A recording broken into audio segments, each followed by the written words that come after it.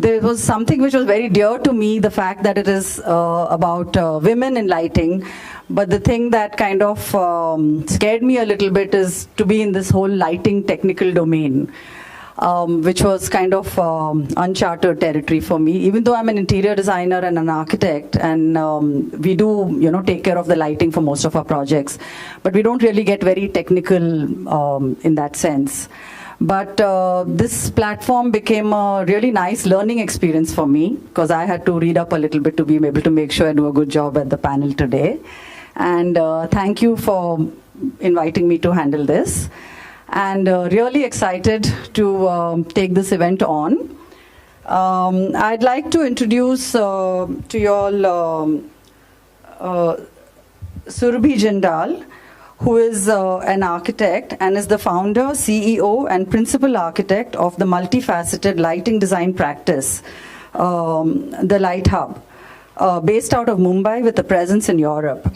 She has more than 15 years of experience in lighting design application, project execution, and training. She's worked on numerous national and international projects across various countries and has designed many celebrity homes, hospitality projects, and private office spaces. She is a new ambassador for women in lighting in India. She's also the author of the international bestseller, The Growth Hacking Book and Retail Lighting in National Lighting Code by BIS. She is the recipient of Times of India She Unlimited Entrepreneur Award 2020 and 40 Under 40 by the Lighting Magazine, London, in year 2020. She has been recognized as top 24 women to watch out in 2021 by America's Best Business Magazine, Entrepreneur India. So I'm really excited and honored to invite Surbhi Jindal to give us a peek into what women in lighting is all about. Thank you, Gunjan, for such an illustrious introduction. Thank you all for joining today. It's a full house, I can see. So I'm really privileged and honored to be presenting about this project called Women in Lighting. This is a new project in India and also globally. It started just in 2019 and it has grown massively in last 2 years with 73 ambassadors based out of 73 countries. So I'm the new ambassador, as Gunjan mentioned, was appointed in the month of April this year.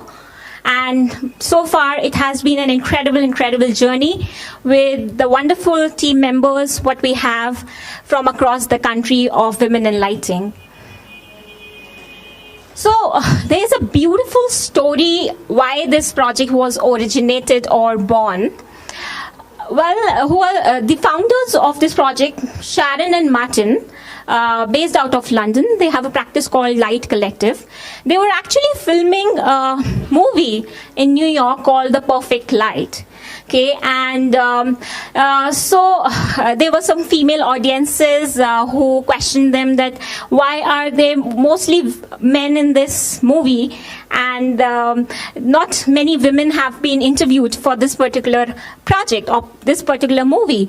So shocked by the observation, when they went back to London from New York, they actually browsed through all the magazines, jury panels, and award ceremonies, everything. And then they realized that, yes, this imbalance is definitely there in the industry. So they wanted to redress this imbalance, and that's how the Women in Lighting project was born. Okay, and so finally it became an inspirational platform. So it's basically an inspirational platform that profiles women working in the field of light as well as lighting design. As I mentioned, it's present in 73 countries as 73 ambassadors being the representatives of the project.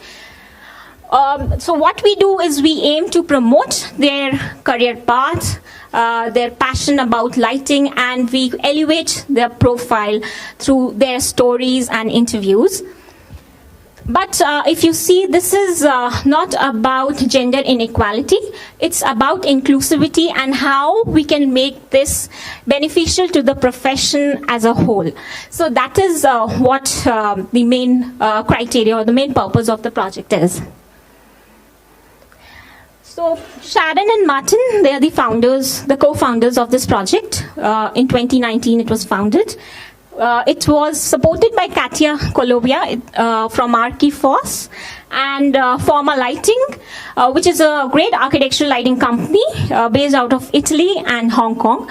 So they are the supporting partners for the project globally.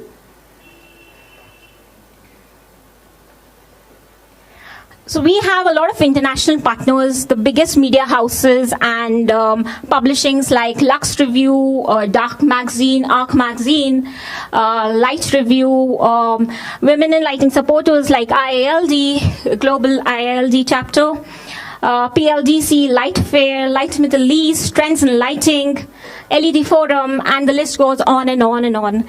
And now even 40 Under 40 is a part of Women in Lighting project. We support 40 Under 40 globally as well. So we are there out everywhere. And I think the list also adds Designuru, right Zubair? So we'll have to just mention it on the website as well.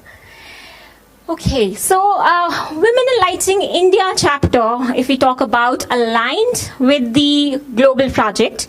It started in 2019 again in the month of March, and we started as a small team with 7 members. Before me, there was Helena Gentili, who was actually the ambassador for this project in the country.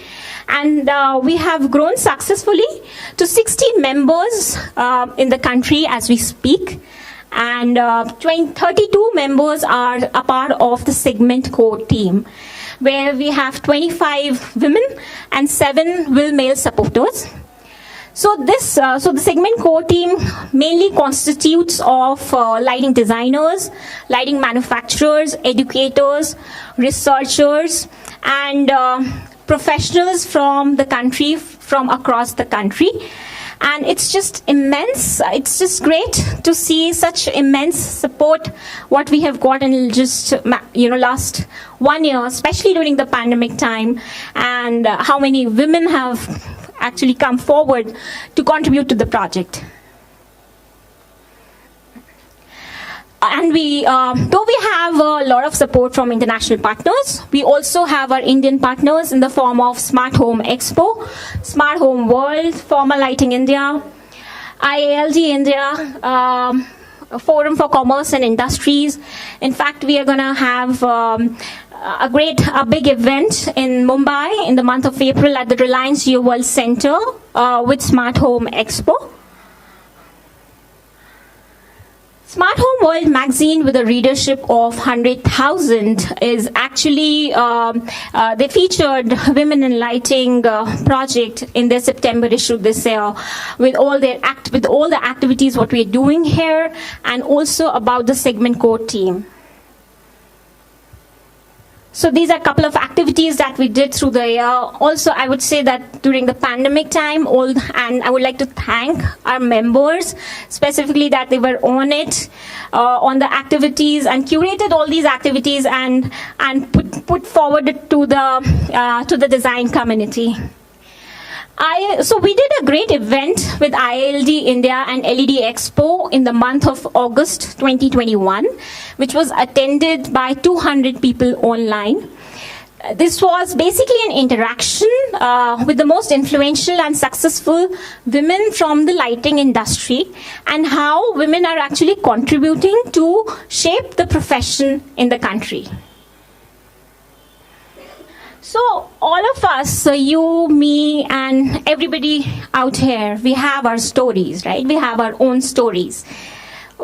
Stories that are right from the heart, unheard, and true. Okay, so this idea made us launch a new initiative called The Power of Stories.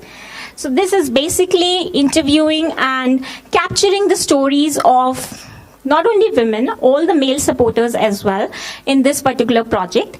And this is going to be eventually published in the month early next year at the Smart Home Expo event in a coffee table book format. So it's completely dedicated to Will India. We also have physical presence in 2 cities, one in Bengaluru and the other one in Mumbai. This is the upcoming Will Corner at Studio Plus in Bangalore. In Mumbai, we have with BEPS. So this is primarily kept for live interviews, inspirational workshops, get-togethers, and capturing visuals. So, maybe we can have, more get-togethers and interactions at these spots in Bombay and Delhi after this event. We have a great social media presence as well. We are present on all the social channels like Insta, Facebook, and LinkedIn. So we have got a great following and engagement in a short span of time. While we were all in our homes this Diwali as well because of the pandemic, but light kept united us. I've stolen this quote from the installation, the heart installation, which is outside by Harshita Shetty. So I've stolen this quote: separated by the pandemic, but united by light. And that's what we did during this Diwali, and I would love to share a sneak peek of how Will members actually celebrated Diwali this year.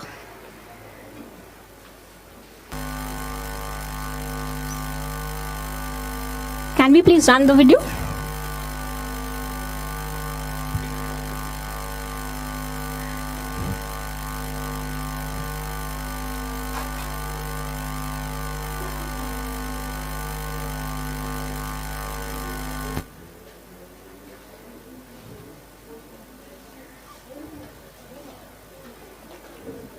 So we got entries. So what we did was actually by the time the video is getting on, what we did is in a very short time we asked our members, we created a buzz around let's get lit, and hashtag let's get lit, hashtag Will Diwali 2021, and we got images pouring right from the day we actually announced this.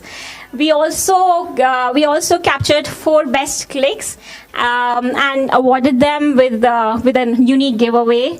So it was amazing to see that so many images just pouring in from various places, including from abroad as well.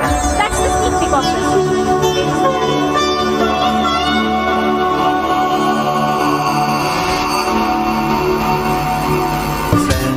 Full of lights, rockets raising their flights. Bright today are the mighty skies, with all the cracking kites. A fest full of lights, rockets raising their flights. Bright today are the mighty skies, with all the cracking kites. Diwali, Shubh Diwali, Diwali, Shubh Diwali. Oh, holy light, shine on us. Oh, holy light, shine on us.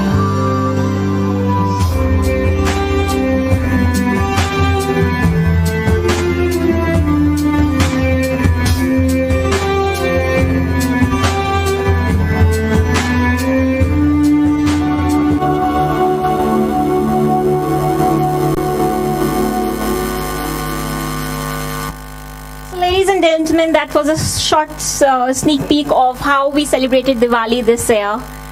Thank you so much for your attention. Lastly, I would just like to quote Zubair, who is also the sponsor for today's event and the Will Male supporter. Some people are born into wonderful families. Others have to find and create them. Being a member of the Will family is priceless. Thank you so much, everyone.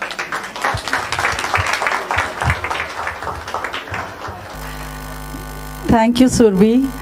That was really wonderful, and I really like the way you call Will a project. It's you would think it would be more like an association or an institution, but calling it a project, I think, is quite interesting. And yes, thanks to Zubair. And I guess, yeah, if he's with all the women in lighting, it's definitely a priceless family. Going forward, we now have, Surbhi touched upon the power of stories. So we've got 6 women designers who are here with us right now, who are going to share their stories, the power of their own stories, what brought them to this unique field of lighting, their challenges, their accomplishments, and the message from their life stories. And they're going to present this in a Pecha Kucha format, 6 minutes each. And it's actually quite interesting. The whole, I've been here at Designuru all of this week, and every day, whichever events we attend, there's always, it's all about design, it's all about art, and how the same object of art or design gets a lot more meaning and magnified when you hear the story behind it. So that's been like a theme running parallel through Designuru, and it's very interesting that today on the finale day, we actually have activity titled Power of Stories. And our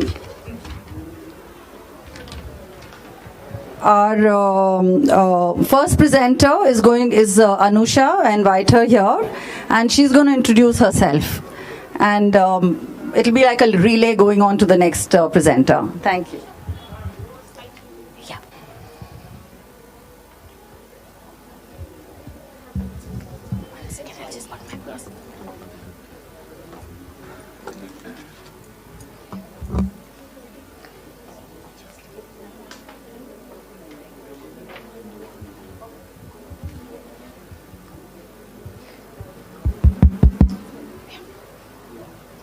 Hi, my name is Anusha Subramanian, and I'm an architect and a lighting designer. I practice out of Bangalore. I have a studio called Lighting Spaces here. This is just my journey into lighting and how I got introduced into lighting, and how it turned into a passion, a curiosity turned into a passion. So my early influences come from my home city of Chennai, like with beaches and temples and so on. And then I moved on to study in NIT Trichy architecture. So basically both are temple towns and all of that. And the way daylight interacts with temple always used to fascinate me, or how daylight to sunset, or the transition, environmental transition of how light gives that special component. So it was just an initial curiosity when I used to just dabble with art as a budding student. So it just was like a small curiosity when you kind of paint or sketch, like these interesting nuances of how light interacts with different mediums, and it changes the perception totally. But when I was doing my architecture, so coincidentally I was kind of pondering over what I could do for my thesis, and I picked behavioral study, to sort of see how it influenced building design. So at that time, I started to read a lot about lighting, like the way how lighting can visually orient a person in space. I mean, yes, building design can also do that, but lighting was one of those key components that sort of mended somebody's perception. And the way lighting is done in a building, be it daylighting, or artificial lighting, electric lighting, the way it is being designed in a building can, one, shape a space, two, it can also try to shape the behavior or wayfinding, or the way person uses a space. So that actually started to fascinate me. I started to read a lot about William Lamb, perception and lighting, form givers for architecture. So many things I started reading, and I was very, very curious. So that kind of led me into my master's. So right from the city of Trichy, I went into city of Wismar, where I did my master's study for 2 years. And it was, the German way of curriculum. I did a direct master's there in the campus, and we got to do a lot of experimentation with light. The way design projects were also given to us were that, okay, you have a particular idea. First think what you want the light to do, and then figure out how do you get it there.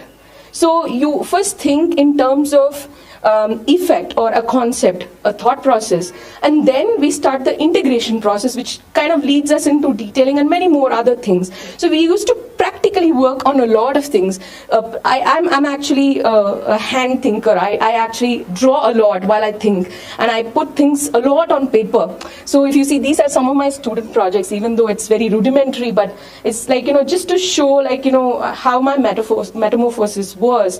Into a professional, and I think Wismar actually gave me a lot of opportunities, like, to do that, just to kind of work just with light. I mean, it's just not about sketching something and like presenting it. It was also about going into the light lab and physically experimenting. How do you achieve that?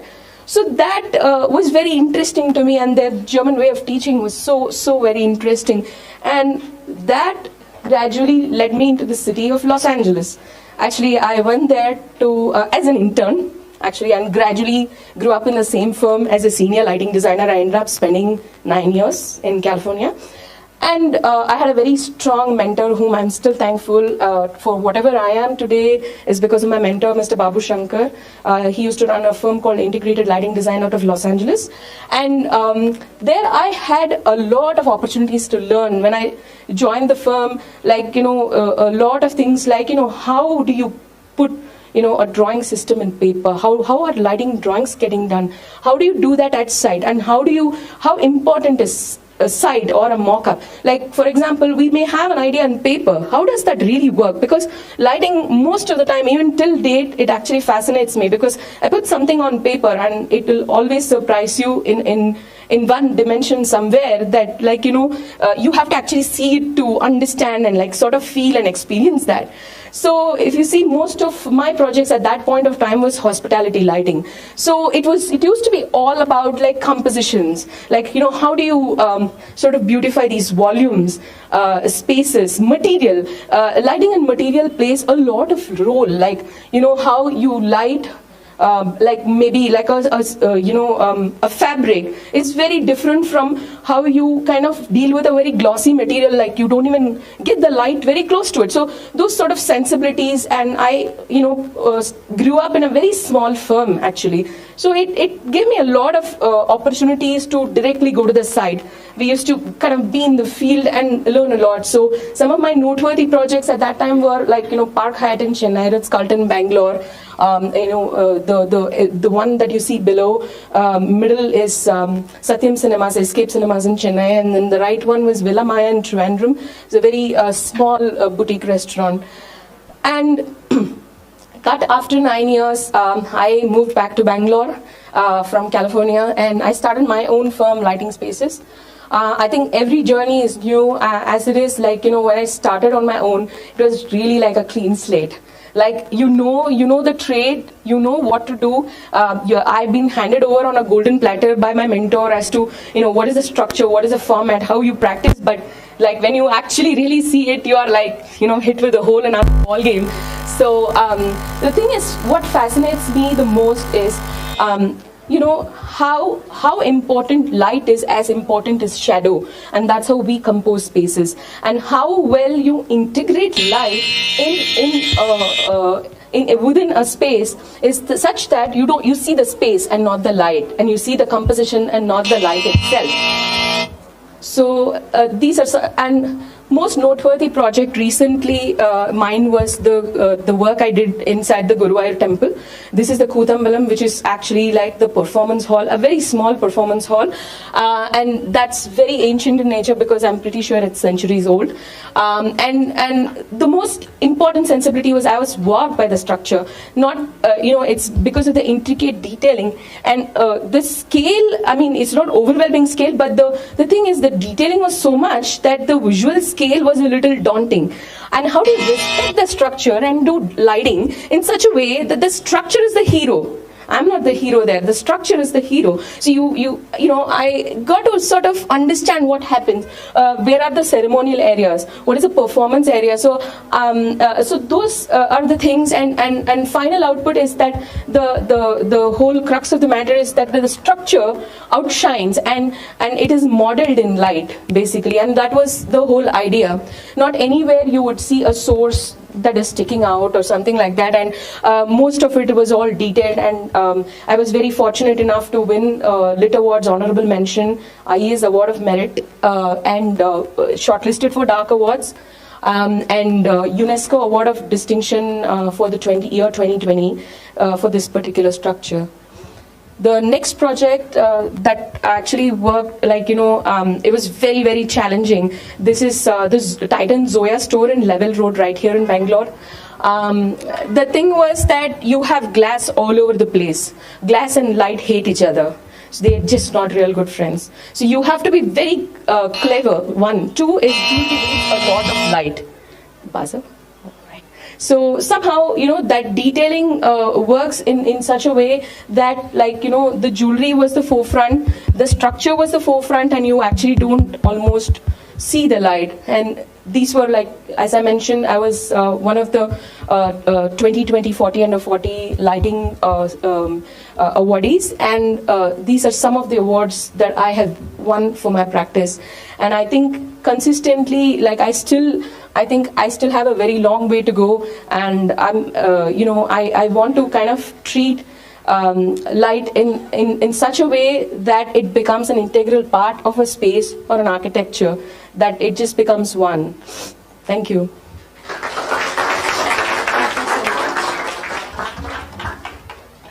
Hi, good afternoon everyone. This is Amrita here. So I'll quickly...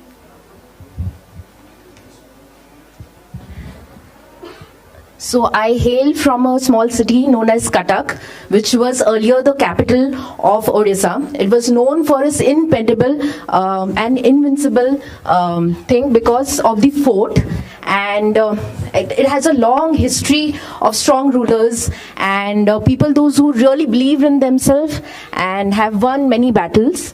And further, it's also known for its silver filigree work and Mahanadi, which is one of the special area of mine. And further, coming to my childhood story, so my mom has been the most inspirational woman in my life. Not only just she's my mom, but she's really fought a lot for me. She's been very invincible. She had 5 miscarriages at 9 months, and still I was the 6th one, and 7th is my younger sister Anita. And dad was mostly not around because he was under the influence of alcohol, but my mom makes sure that she always is there and build up that strength in me to always forge ahead. And further going ahead, I studied from Devonshire. It's one of the historic college in Orissa, and Lal Bahadur Shastri also studied from there. And during my 11th, I met with a very major accident where doctor had given word on me that I won't survive, and if I survive, I'll be paralyzed because I had a spinal cord injury, multifracture, fracture and thin line fracture. But within 1 year, I determined I will, and I stood up and I gave my exam and I passed with flying colors, 80 percentile. So thank you. And then my story begins in Bombay, where I really got that boost of, woman empowerment is the first thing which I came to understand in Bombay. And I won many awards. And there is my dean who had been there, who supported me. I wrote a thesis also along with the marketing accords. And my friends, those are still 12 years still together. So I owe a lot to Bombay for making me the woman I am. And I came across this beautiful philosophy of Nishan Buddhism, where Sensei says that even if things don't unfold the way you expected, don't be disheartened or give up. One who continues to advance will win in the end. So I think this is the entire story of mine. And first job was in ASTEC, where I was fortunate enough to be part of the core team for Lighting Summit, which was the first time in India which was held. So that is where I came to understand the beauty of light, how light makes such beautiful difference. and I met with so many eminent speakers all over the world. Andre Thames, Nancy, Mark, and lots of eminent speakers in India also. So then I started my journey in Plus Light Tech, where I really learned the aspect of architecture lighting. And Santosh sir had really holding my hand and boosted my confidence at that point of time, where I was able to win lots of awards also. And I understood the depth of the light, the technical aspect, and endo lighting has also helped me a lot in terms of understanding the light, how it works, how it functions, the various moods, everything. And further, going across some of the proud projects, Burger King was the first project which I did, where I actually changed few of the lights and I included one of the local vendor, and this was totally sustainable product. And that point of time back 2013, sustainability was not that much into it, but it's totally made of paper, and I was really appreciated by the Singapore team of Burger King, and they changed it for the first time all over India. The stores in Burger King now have been made from the decorative life, those are sustainable. And further, Tremode was again a very crucial project, where we didn't have much space, but then how we designed the lights accordingly, according to the lux level, and how did we, it was a very long project, but it was very beautiful. Again, it was very much acclaimed. And then I did lots of jewelry stores, then Hastakala, where again it was totally acclaimed, and it was a different kind of projects altogether. And I had won various awards in BMRD, where Mini Cooper, Arvind had won in 2013 and 14 again, and ASTEC also I was part of that. And further to that, I worked in Prop Shop, where I had presented in front of 100 other top marketers in India, and my company won, which was a very small, but the presentation was very beautiful, that's what they said. And yeah, and lots of news interviews, and everywhere I was there. At that time, Amit Seth had really encouraged me, and then LED was new in industry, and we really had got the opportunity to promote a lot.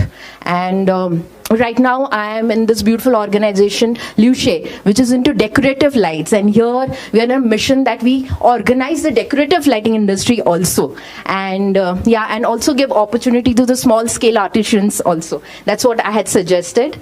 And I want to end with this note to each and everyone, that believe in yourself. Never take a no from anyone. Forge ahead no matter what happens, and make your dream a reality. Thank you so much. Just a small announcement. All the speakers just stick to 6 minutes, please. Otherwise, we'll run late. Yeah. Thank you. Thank you. Hello. Yeah. Hi. Good afternoon. My name is Pratiksha. I'm an architect and lighting designer. I'm here to tell you a story that is very long, but I try to cut it short. So let me introduce you to our character today, the hero of our story. It's called Pro. Pro is a short for professional, the professional part of all of us sitting here, you and me. And I want the professional to be a woman, because I'm representing women in lighting. So this professional had a childhood dream of becoming an entrepreneur. All of us do. We go to stores, we want to build something. And so was she. She was not different. She was also a good artist. So when she came to 12th, everybody said, you know, you should take up architecture because it's interesting. And since you can draw, it's good. And so she did. She turned out projects like this in college, which was, this is a library, and there's a central core, and then there's a lot of staggered stuff, and there's bringing in daylight so people can read. And she also turned out stuff like this, where she thought that having an inclined skylight is going to be beautiful for the gallery, and the art pieces are going to be lit up really beautifully. Little did she know that this was going to be what the professors are going to say. They really wanted to know what the hell she was trying to do. Very dejected, very, very dejected. But let us here give her credit for thinking about lighting when we hardly do. And then came the interior design studio, which was a lot of color, a lot of texture, a lot of stuff that we've not done, or that we were doing for the first time. Confused, stressed out, she said, okay, let's try, this is a music studio. So she said, okay, let me try using egg crates, which are in some way acoustic, and put in serial set lights, and paint it, and we see what happens. The results are not so disappointing, but she failed nonetheless the first time. It took a second attempt to clear this. But anyway, through this, architecture, she got through with a lot of meditation, a lot of struggle, a lot of working out, crying, sweating, all of that stuff that all of us do. Landed up at internship.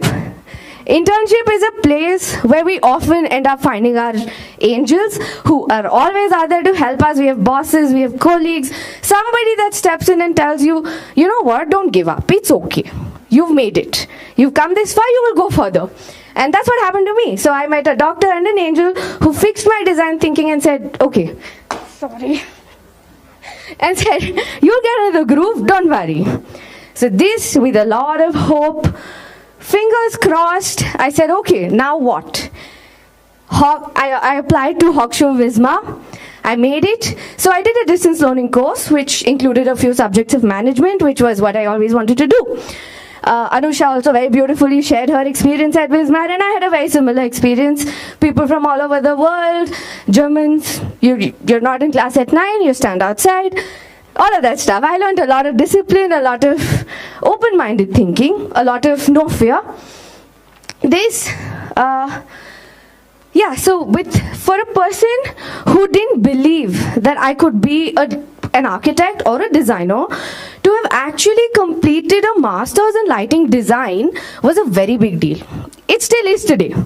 So I went around telling people, I said, okay, I'm a lighting designer now and I can do stuff. And I met people. It was a mixed bag of reactions. A lot of people said, wow, we've never heard of something like that. And some people said, really? You get paid for like choosing lights? That even I can do. There were people who said things like do they need you on projects? Can't architects do it? Did you really need to put in so much effort and spend so much money? Didn't you learn this in college? And then, somehow it never affected me, and I went on with work. I had the opportunity to work with some really young, inspiring people like Helena, whose work we'll listen to later today. And then there was this one architect who I specifically want to mention, who came up to me, very senior lady, and she said, I don't want to look at architectural lighting because it's like looking at a light bulb. And that kind of went through me like an arrow. I said, this is, I need to do something about this. So with a lot of determination, anger, all of these emotions that I was going through, I said, okay, let's do something about it. And this is what I did. I ended up beginning my own lighting design practice, which I call Atelier Ether and Matter. I'd like to take a moment here.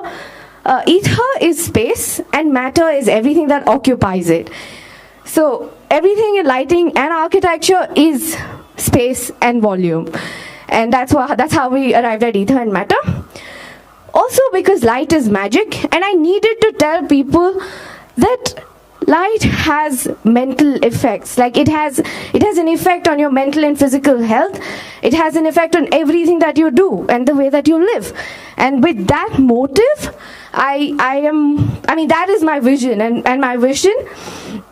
Lastly, so let's revisit some more emotions, go back to college, go back to reviews. Every project is a lot of praying, is a lot of keeping your fingers crossed. And with lighting in particular, I would like to say that till the last moment, you never know. Because you could plan perfect lighting, somebody decides to change the color of the wall, you're in trouble, big trouble. So it is the mystery of lighting that is also very, very exciting, apart from the anxiety that comes with everything that we do. Lastly, I have two messages.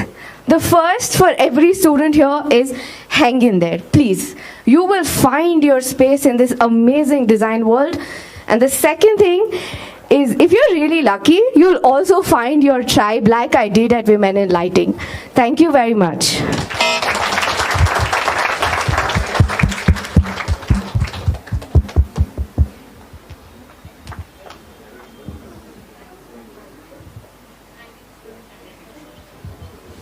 Hello everyone, good afternoon. It's a pleasure to be here to be sharing my story with everyone present here today. So my name is Swapnali and I hail from Pune city in Maharashtra. So everyone knows Pune to be a place with great climate, good people, but my favorite thing about the city is the 1 to 4 do not disturb culture, where people will close down their offices and shops between these times to take a nap, because sleep is important. It's nap time. Afternoon is nap time in Pune. So growing up, my childhood as well was very playful, and I think that the one thing consistent throughout my childhood would be a remark in my report card that said intelligent but very distracted. And I think it applies to me even today, which leads to my jack of all trades but master of none personality. So of course, no surprise, I couldn't choose between art and science. So I tried to combine it and studied architecture. So during my very early years, I realized the importance of natural light, after which, being a night owl myself, I started looking at nightscapes and how light was the most important tool to reveal architecture at night. That led me to pursue my master's in lighting design and LED technology at Politecnico di Milano. I believe that a large part of my personality has come from the places that I've been to and the experiences that I've had. So I've visited around 13 countries and lived in 5 of them. And each place has really brought out a different character of mine or a different personality and has led me to being what I am today. So during these travels, of course, I truly indulged in experiences from looking at work of other architects and as well as other lighting designers. This is work from James Turrell. This was even before I knew that there was a course called lighting design and I could study it professionally. But being in the spaces was truly an experience, and which led me to think more and more and more about lighting all the time, which finally led me to take it up seriously and get a master's and take it up professionally. So for my work history as well, it's a bit scattered around the world. So I started with Guzzini in Dubai, after which I went on to work with Osram in Milan, and then a design studio called Voltaire. After which I came back to Bangalore and I worked with Ivory Sense, and now I work with Argos Archaea.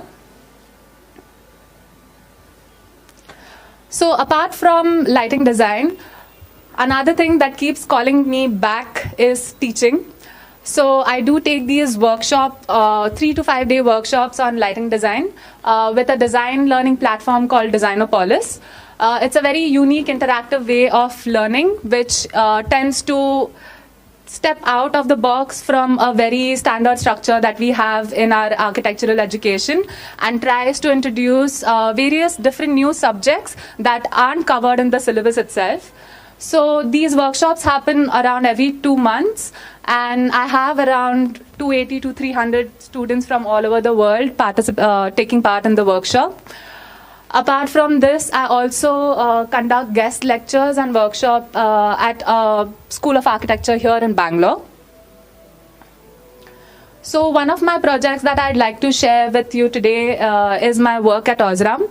So I still remember when I was about to get this job. When I was about to be offered this job, my boss then, Carlo, he took me to the pantry, and we both are standing in front of this wall looking at a painting of St. Peter's Basilica, and he looks at me and he goes, "Would you like to work for the largest church in the world?" And all I could say that time was, "Hell yeah, I would." And that's how it started. And so this project is the lighting renovation for St. Peter's Basilica, which has about 45,000 visitors on a daily basis. And there were multiple challenges that we faced during this project. So to begin with, visitors could not be stopped. So the visitors had to keep coming in. The daily activities had to keep going on while the renovation was going on. Apart from that, there were spaces in the structure with 100% humidity. And light doesn't survive well with in humidity. And then challenges with not mounting on the structure, finding places, very limited opportunities to mount the light fixtures itself, and very heavy structure. So for each luminaire, we had to design a specialized bracket. Apart from that, there were like artwork from artists like Michelangelo, for whom we had to be very careful that we are lighting up his artwork correctly and doing justice to his work. So if you look at, this is one of the pictures that shows the before and after. So as a result of this renovation, we were able to increase brightness. And when I say increase brightness, I also mean increase contrast, because that's when your visual perception is better. Apart from that, we were able to reduce the luminaires, the number of luminaires by 3 times, and decrease the energy consumption by up to 80%. Oh. Okay, so that project obviously gave me a lot of confidence to handle large-scale projects. And apart from that, today my message is not only limited to the women here, but to everyone. As designers and artists, self-doubt tends to kick in no matter how accomplished you are. So on a similarly, particularly gloomy day, I happened to walk in on this quote, which translates to, they'll teach you not to shine, but you shine instead. Thank you. And with that being said, I'd like to invite our next shining star, Surbhi, on stage for her presentation.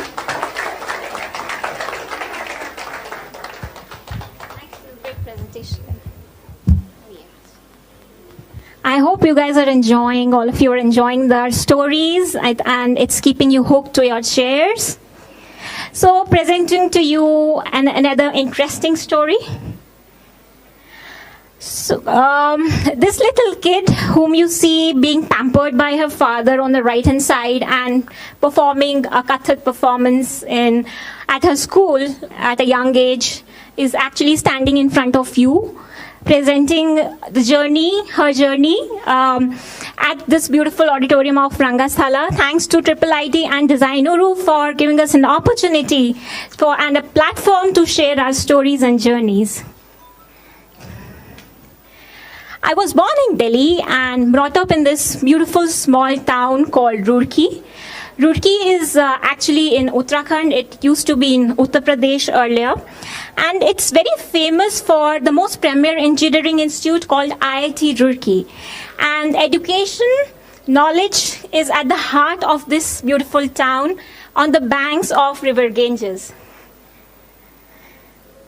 Born to these two wonderful personalities, me and my sister on the left-hand side, we actually had a great, simple childhood in a joint family.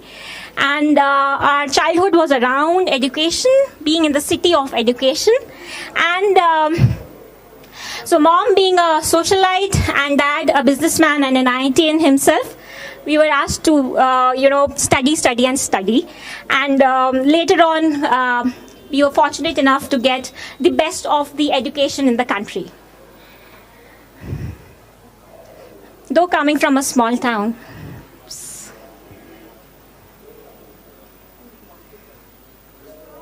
That's it? Oops, no, this is not. Yeah, thanks. But how hard we plan, sometimes life has got its own plans for all of us. And there was an incident that changed our lives 360 degrees completely, all our family.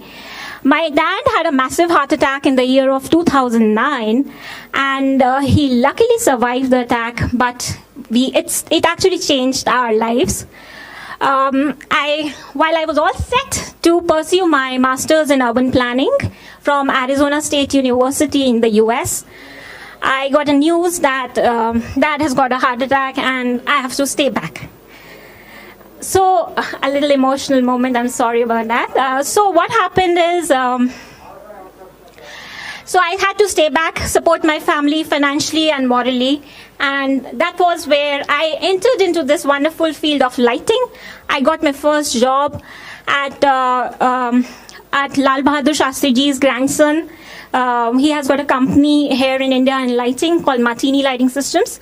So I worked under him, and that was the start of my journey in lighting.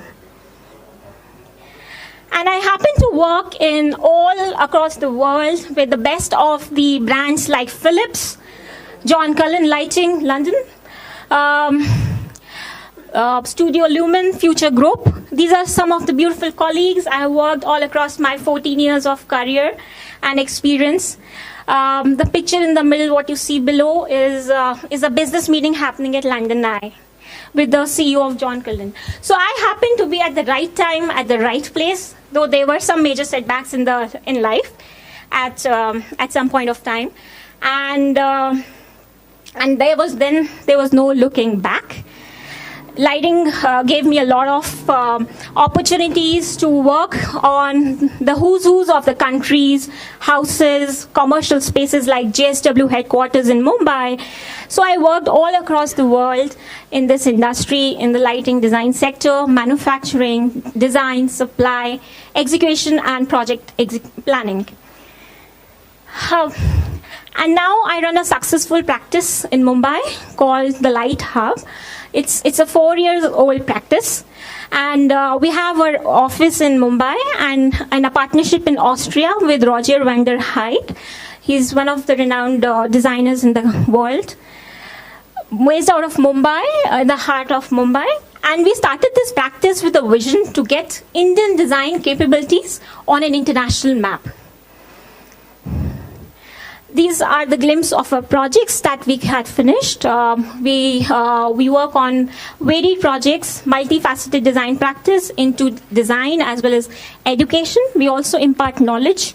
And that's what also the motto of our practice is, to impart knowledge and grow lighting design capabilities in India. So these are a couple of projects, right from a hospitality to hospitality facade to townships and to high-end retail. During the pandemic time, we were also featured in magazines and biggest media houses like Times of India and Entrepreneur India. I won't touch upon much because Gunjan has given already an illustrious introduction. And last year, our team was fortunate to win 2 awards. Times of India She Unlimited Entrepreneur Award from 7,000 participants across the country. So there were 6 rounds of selection and with an eminent jury from all across the country. And 40 under 40, again, it's a very prestigious lighting award in the industry. Lastly, I would have just one message or lesson out of my life, that being a lightpreneur, we need to grow brick by brick. Being a lightpreneur or an architect, we need to grow brick by brick and mortar by mortar. It's okay if things aren't aligned at times. The mason, which is us, and our efforts will actually do the right job at the right time. Thank you so much, ladies and gentlemen.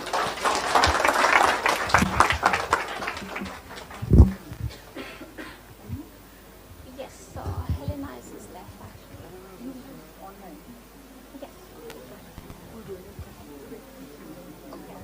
Hi everybody, my name is Helena.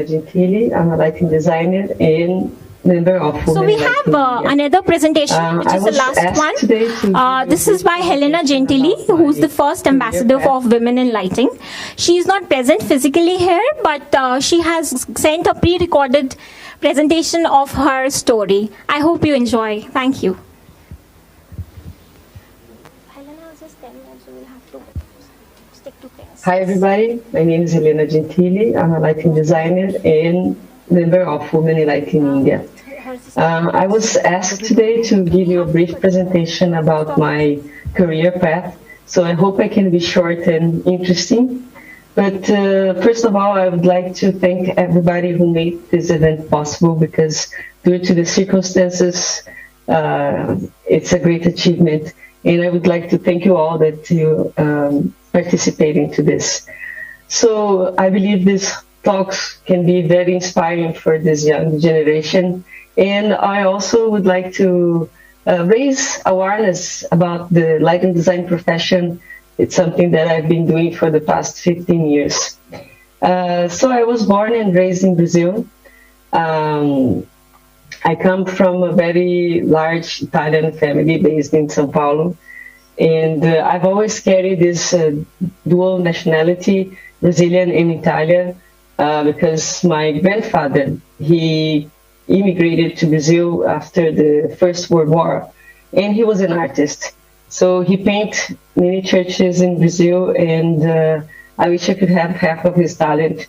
But in a certain way, I end up doing the same. I followed the same genetic path. So I studied architecture and urbanism in Curitiba. And Curitiba, it's a well-known city among architects for its planning and urban mobility programs. And so during my academic years, I've always wondering like how I could do a specialization abroad. And my idea was to go and study for maximum 2 years and then come back to Brazil. So I was very into urban design, planning, large-scale projects. So I thought that going abroad, I could have some more experience on that.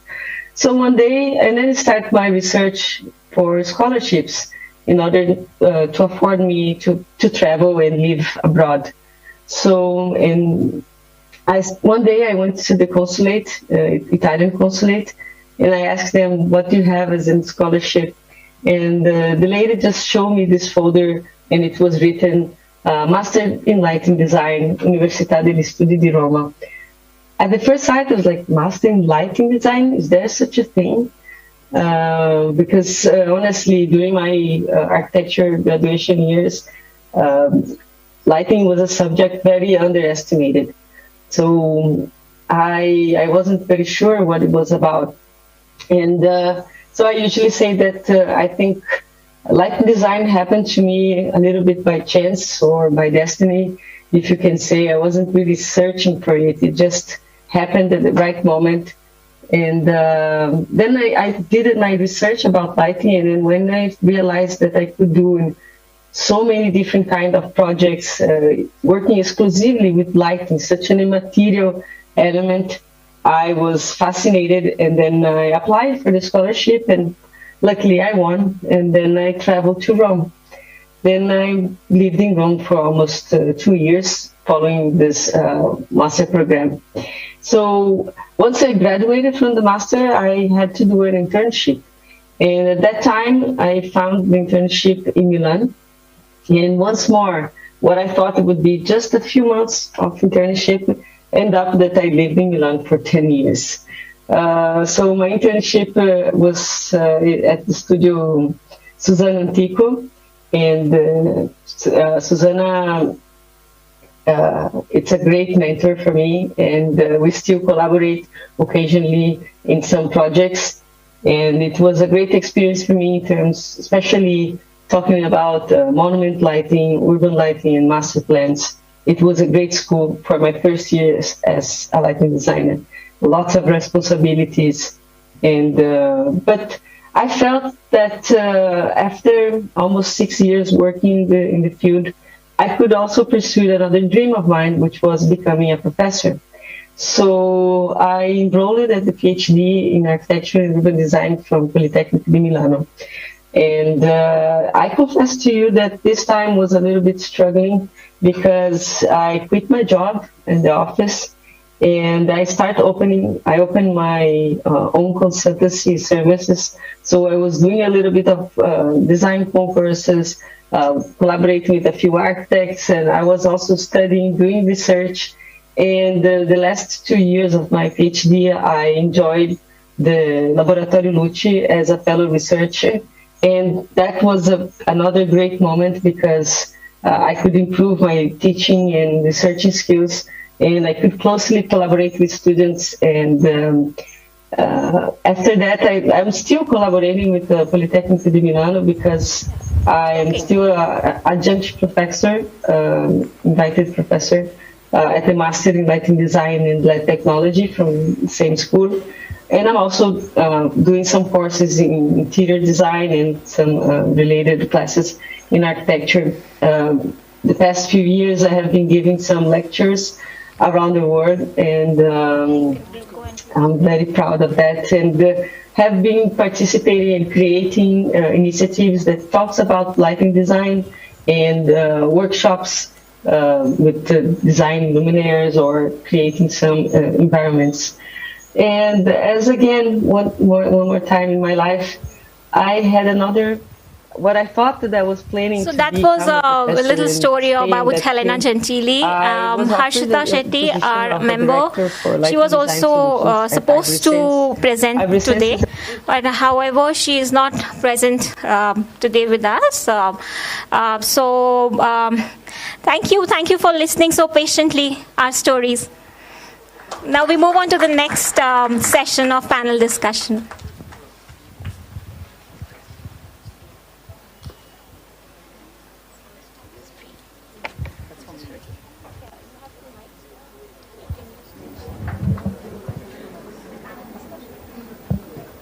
Panel discussion.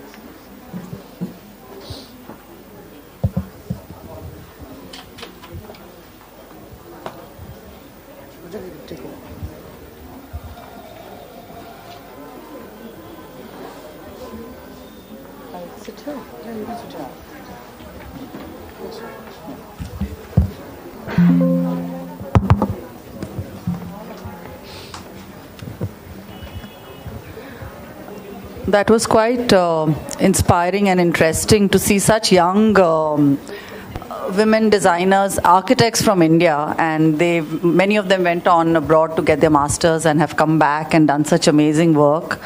And I was impressed to see that somebody had worked on even the St. Peter's Basilica. Really interesting and nice to see such young women do such great work. I think we can have a round of applause for all of them.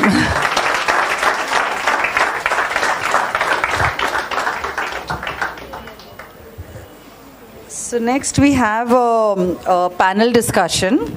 It's actually very interestingly structured. So the topic is the impact of lighting on economic and social sustainability.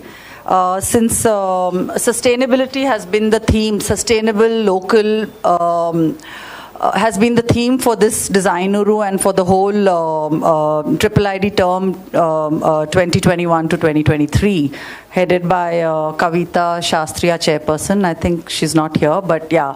So the focus of the whole term has been sustainable, local, and continuing with that theme, the topic of today's discussion is the impact of lighting on economic and social sustainability. And we've kind of divided it into three segments. First one is sustainability, second one is human-centric lighting, and third one is post-pandemic lighting. And I'm going to call each of our speakers, introduce them briefly. So our first panelist is an architect, Andre Camara, architect of Studio Camerata. Andre is a partner at the architectural firm Studio Camerata at Bangalore and Goa, along with his wife Shravya Shetty. The studio is a multidisciplinary practice specializing in architectural and interiors of residential, commercial, retail, and hospitality-based projects. He's also very active in IIID. He's a managing committee member at the Bangalore chapter, and all the social media and all the creatives that you've been seeing in the last 1 month were designed, developed, posted, all by Andre. So cheers to him for that. And he was the co-curator for the Mistri's vertical on the first day. So, worked really hard for this. Our second panelist is a lighting and interior designer, Shaili Trivedi. Shaili? Yeah. An IALD professional lighting designer, Shaili Trivedi has her bachelor's in interior design from Ringling School of Arts and Design from Sarasota, Florida. She started her practice of interior design in 2003 and won many IIID design awards. She took an introspective break and finished 2 masters in interior and living design from Domus Academy, Italy, and masters of architectural lighting design and design management from the University of Wismar, Germany in 2015. She currently is based majority in India, currently working on various urban redevelopment projects with the government on Union Territory of India and Archaeology Survey of India on various lighting projects with parallel interior design practice, providing complete solutions for lighting, landscape, and interiors. She is associated with IIID since 2006 and currently is serving as chairperson 2019 to 2021 of the Saurashtra Regional Chapter. So happy to have you here with us, Shaili.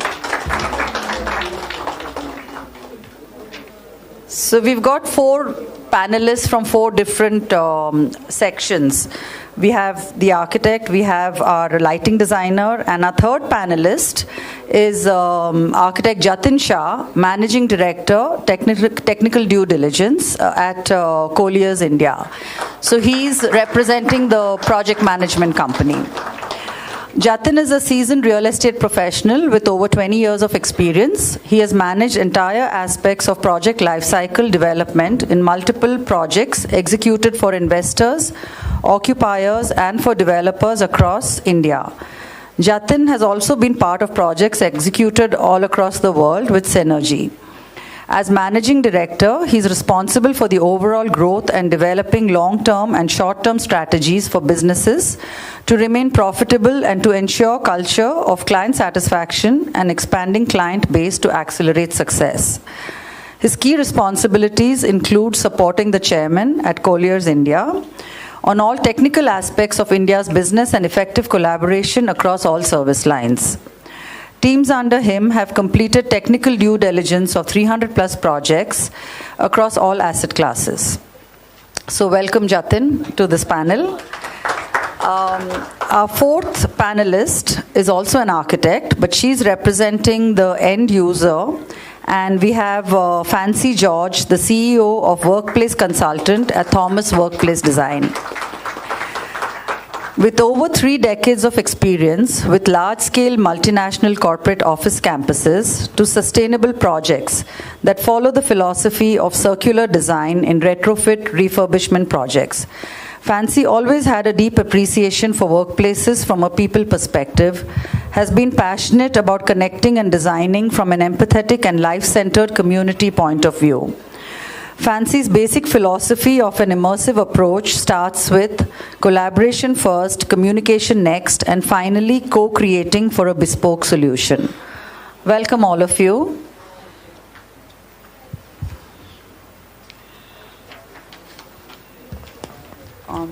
Do you all have a mic? One mic. Yeah.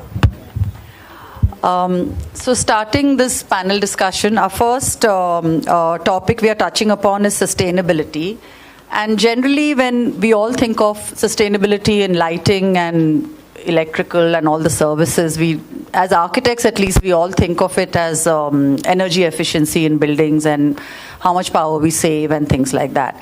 But during the course of Designuru, we've also seen some of the presenters, Anupama Kundu especially, she touched upon how sustainability doesn't start or end at that. It goes backwards to seeing that all the materials you're using also come from sustainable processes of manufacturing and wherever they are, sourced from.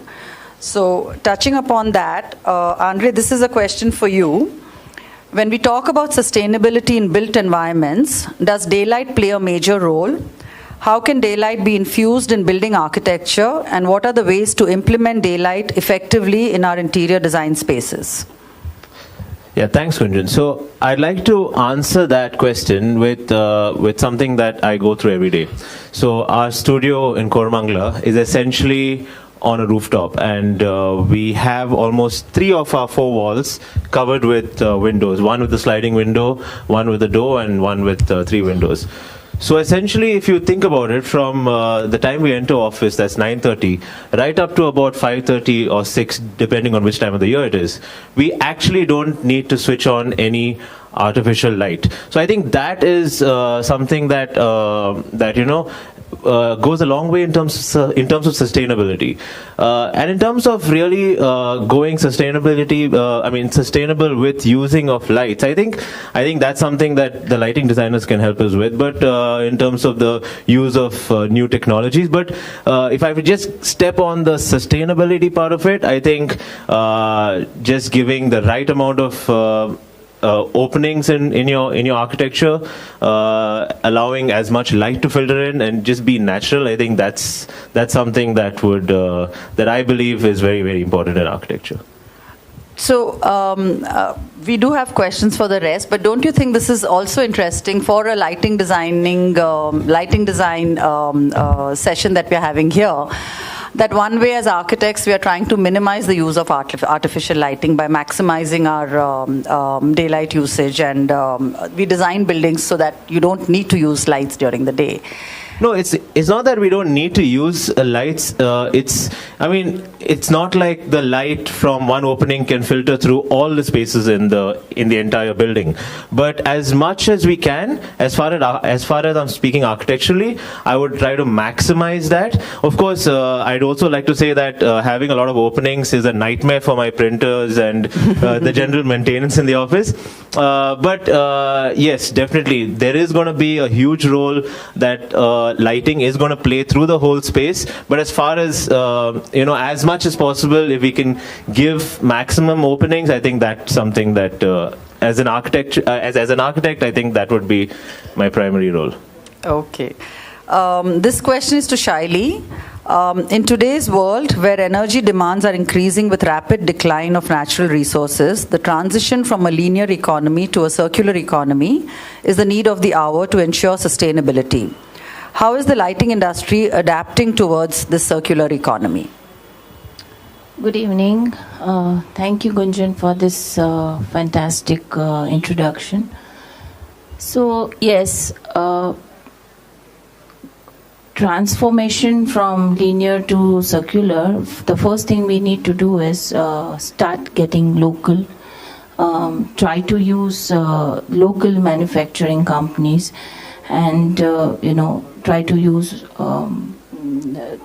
the light fixtures which are sustainable, not just in terms of energy waste, but locally assembled, and it would save a lot of transport, and there are many hidden things which can be called sustainable. Yeah. Thank you. So when you say, is it hard to get local manufacturers? No, of course it is not hard. It is just because the market is flooded with yes, stuff from all over the world. Marketing strategies, right? I mean, we need to boost up our economy as well. So you specify a particular kind of things, and there are people, even small industries are willing to do what you are specifying things.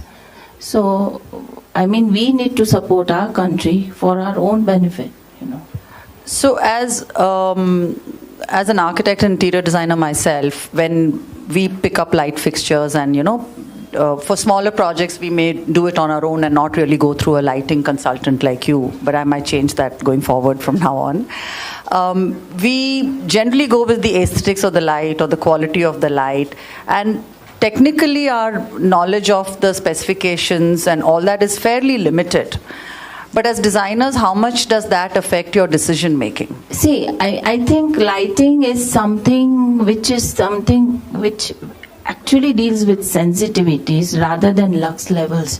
So the lighting design industry has turned more towards lux level industries, but I mean, preliminary, it is about emotions, and it is about drama, and it is about how you capture the essence of the space, and I mean, it's all about sensitivities, I think.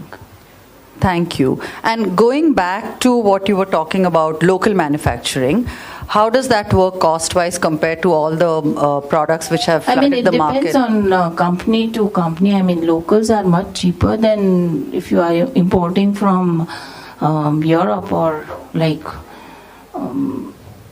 of course, Chinese are cheaper, but I don't know in terms of.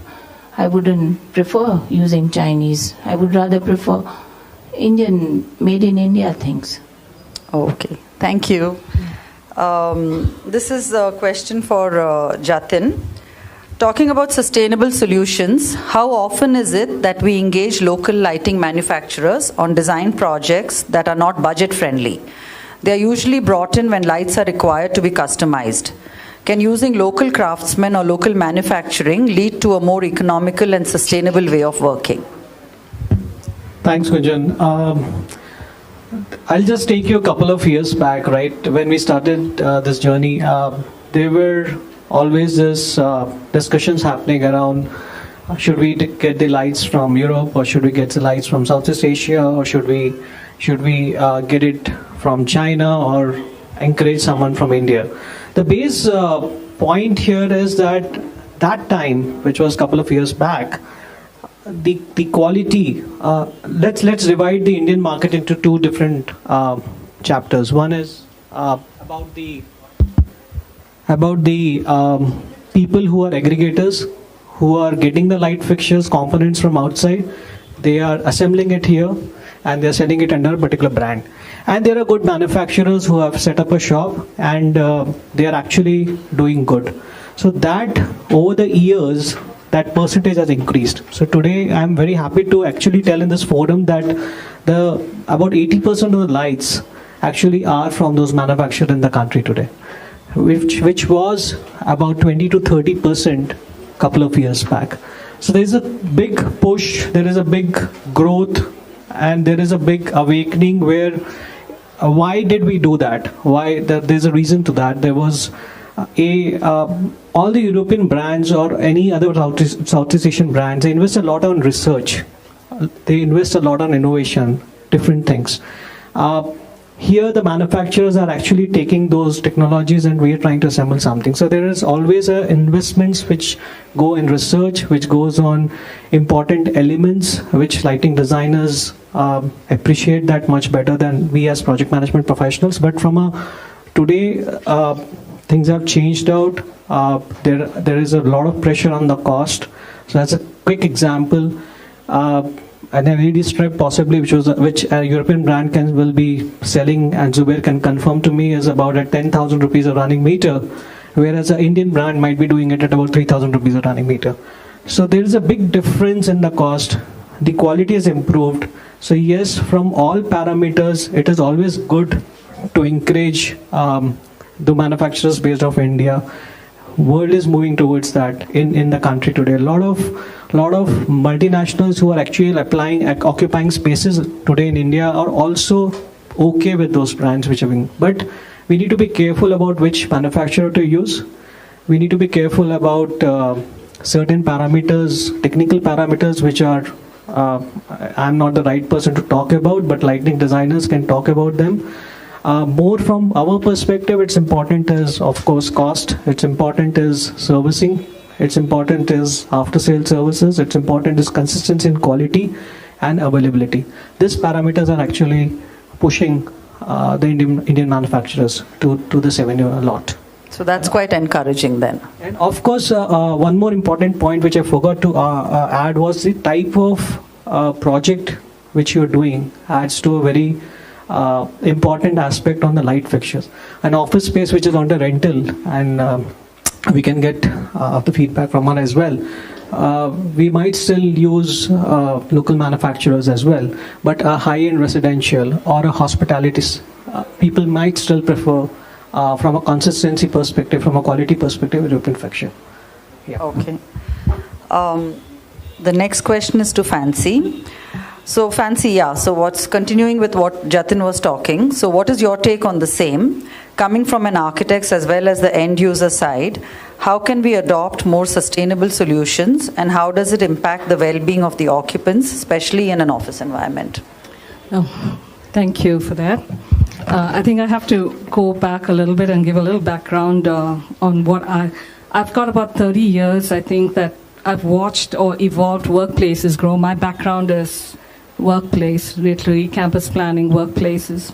So I've got to give a little credit to RSP. I was there for about 15 years, been working on a lot of campuses from Cisco to Goldman Sachs. It's all with RSP. And now I'm with Thomas. So now the thing is I want to touch upon a lot of some of the things that you all talked about today. So starting with with regard to the way the offices are planned. When we used to start designing workplaces very initially in the early 90s, they used to be like a lot of cabins, very high cubicles, and literally all the cabins are kind of located on the windows because there was a hierarchy that we had to follow, and there was no thought to getting natural light into the office space. There was a lot of, debate on how to do that. And of course, for them, it was all about privacy, ensuring you're sitting in a cubicle, and that's very, very basic level of thinking. From that to today, I think the biggest difference is how do we go about making a workplace that is like very natural, as in emulate the outside light inside the workplace. How do we make the workplaces think like the outside to the inside? So human-centric lighting and all of that. You may be touching upon that to some extent, but that's literally one of the things that we're looking at. And secondly, how does that contribute to the wellness of the employee? I mean, that's also like really big, because a lot of times what happens is when you do residences, it's very individual, right? You're designing it for like very few people, like a family. But when you're designing workplaces, it's like literally you're talking about 5,000 to 10,000 people in a campus. So you have to try and design for a neurodiverse workplace, which means you need to think for them, and it's not for you. There again, it's not about the architect. It's about how do you listen and give them that choice of designing a workplace that everybody can control and manage themselves, right?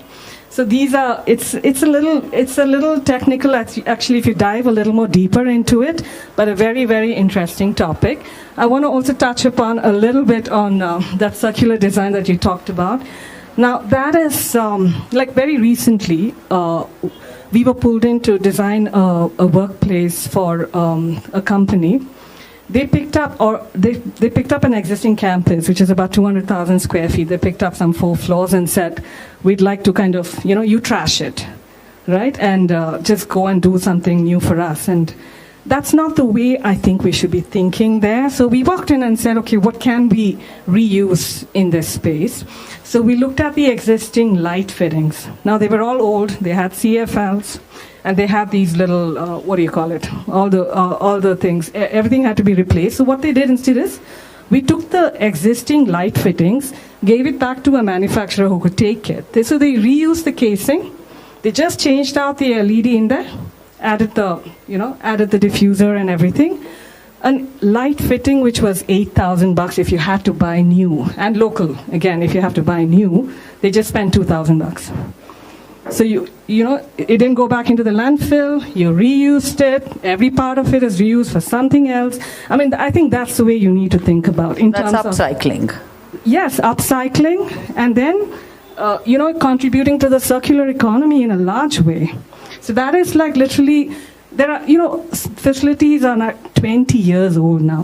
How best can you ensure that you're not throwing everything away? And that's up to you guys to kind of design and think about it to some extent. And local, yeah, definitely a huge difference out there from what it was 10 years back to now, because we used to keep, going for the most beautiful light fixture. It had to be like the light first, but no, it's got to be, how do you design a workplace that is like looking like the outside inside? And somebody mentioned it, a young designer. It's got to be about, the light should not be seen, it should be felt. So when you're walking into that place, you should be feeling it. It's not about how pretty the light fixture looks.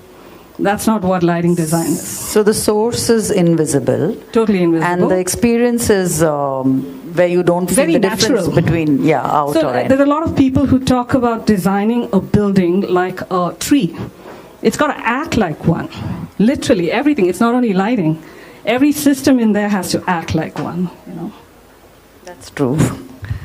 So, but then, so do you see yourself you've been in the workplace industry for like over 20 years, you said, 30 years now. Have you moved from buying from outside to local in the workplace? And how much? So that's what I was just mentioning, right? I think the biggest problem with trying to buy from outside is project managers like Jatin who come and say, lead time, like, we need to within a month. And so everything has to be done So, and then at the end of it, you'll end up looking at somebody local to try and give you that quality. And because of that pressure, I think a lot of them locally have been able to kind of step up. Okay. But we demanded it, and you were demanding it for like campuses that are 1 million, 2 million square feet. What do you do? And what kind of feedback have you got for some of these? I mean, there are a lot of local guys. I'm not going to be mentioning names, but there are a lot of local guys. And then there is people like Zubair who step up and, really do an excellent job of, doing what we want to do and like really quickly. So. Zubair still promotes flaws. That's a different story. I'm not, yeah. But I mean, we need to talk to him about that. But from that perspective, the biggest difference here is a testing facility, right? If you don't have right test facilities, if you don't follow right standard, whatever fixture you use, right? Even if you try to develop someone from local, you need to have those right data which is missing. I'm not saying it's missing with everyone. There are limited options in the country today. And I think that's where lighting designers have to step up now and how hard or easy it is to convince your international clients who are setting up offices and campuses here to go local? I think, again, like how Jatin's saying, as long as they're able to give you those test certificates and they're able to justify why. So justification is huge, I think. Going for local versus, and the difference, they have to show the quality and, they have to be able to give you prove that it is as good and at 50% or almost 75% of the cost. As I say, 10,000 to 3,000. You can understand the cost difference which we're talking about. That's huge, yeah. Okay, so that's interesting. Going on to the next topic, human-centric lighting. This is for Shaili. First, please explain to us what is human-centric lighting. And apart from helping in biorhythm adjustments for night shift workers and stabilization of the circadian rhythm, how does human-centric lighting play a vital role in our daily lives? So, first, have you ever observed birds going home in the evening exactly on the sunset time, and exactly they are out during the sunrise time? So they follow this circadian rhythm, their own clock, which is there for every living being, which unfortunately we forget, like we don't know our cycles. So basically, when you don't follow this circadian rhythm, and you are in the daylight and the night light is different. When you are in the night, you are in the wrong kind of light, and then all the problems arises, and then you find a fancy word called human-centric lighting, because you don't follow whatever has to be followed in the nature's way. We humans, we don't. So what happens is the imbalance happens in the body and the mental health and everything, because we are under bright light at night, and the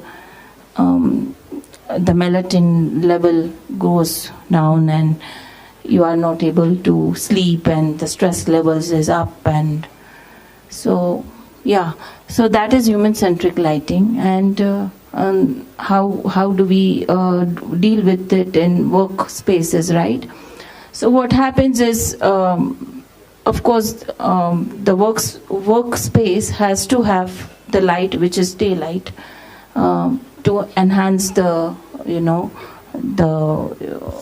productivity and the mood swings and whatever. So that in that terms, of course, you have to have a tunable lighting systems in the office spaces when you are working in night shifts and all. But work-life balance is much needed. I would rather say we need to learn to go back a little bit, take a pause and think about it, especially when COVID has taught a lot. So especially that would work with even in terms of this post-pandemic situations. So pause has been another word which we've heard a lot in this last week. Very interestingly, every designer and architect have been talking about taking a pause. So what you're trying to say is that our daily 24-hour rhythm, if it is parallel or aligns with sunrise, sunset, we would be healthier, more productive. So no late nights and early mornings is good for all of us. Yes. So this next question is for Jatin.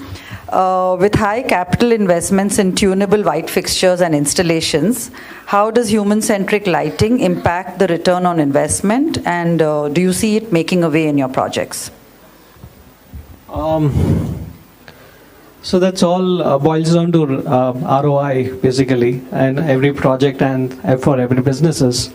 But I'll try to take this question in a different fashion, right? I mean, as an architect, as interior designers, if all of you you understand the space more better than any one of us, right?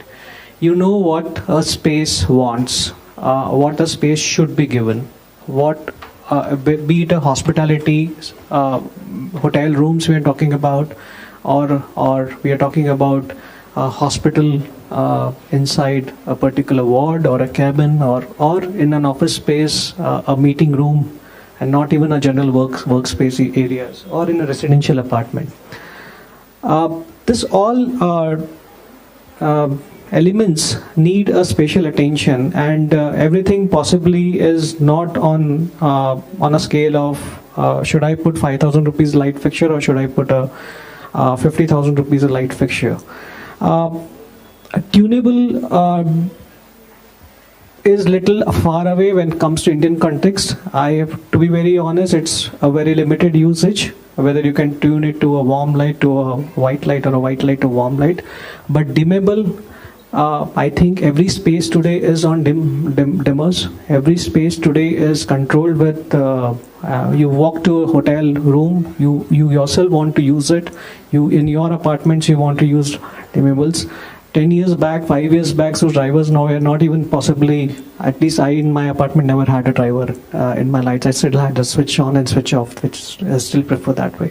But I can see what big difference it brings to the whole, I would say, experience, and that's something good. So I would not put that number to an ROI, Gunjan, to be very honest with you, but I would like to say that yes, we all are experienced enough. We all know what value should go to which space. There is always going to be a budget constraint for any developer which you ask him, or any end user you ask him. They are going to still stick to 1,600 rupees or 2,000 rupees a square foot interior design, and we need to see how to balance that together, and maybe give those spaces which are of importance where this light fixtures can be actually used. And see, another point is that this fixtures, as we start using it more and more, the scale goes up. The advantage of cost will come up there.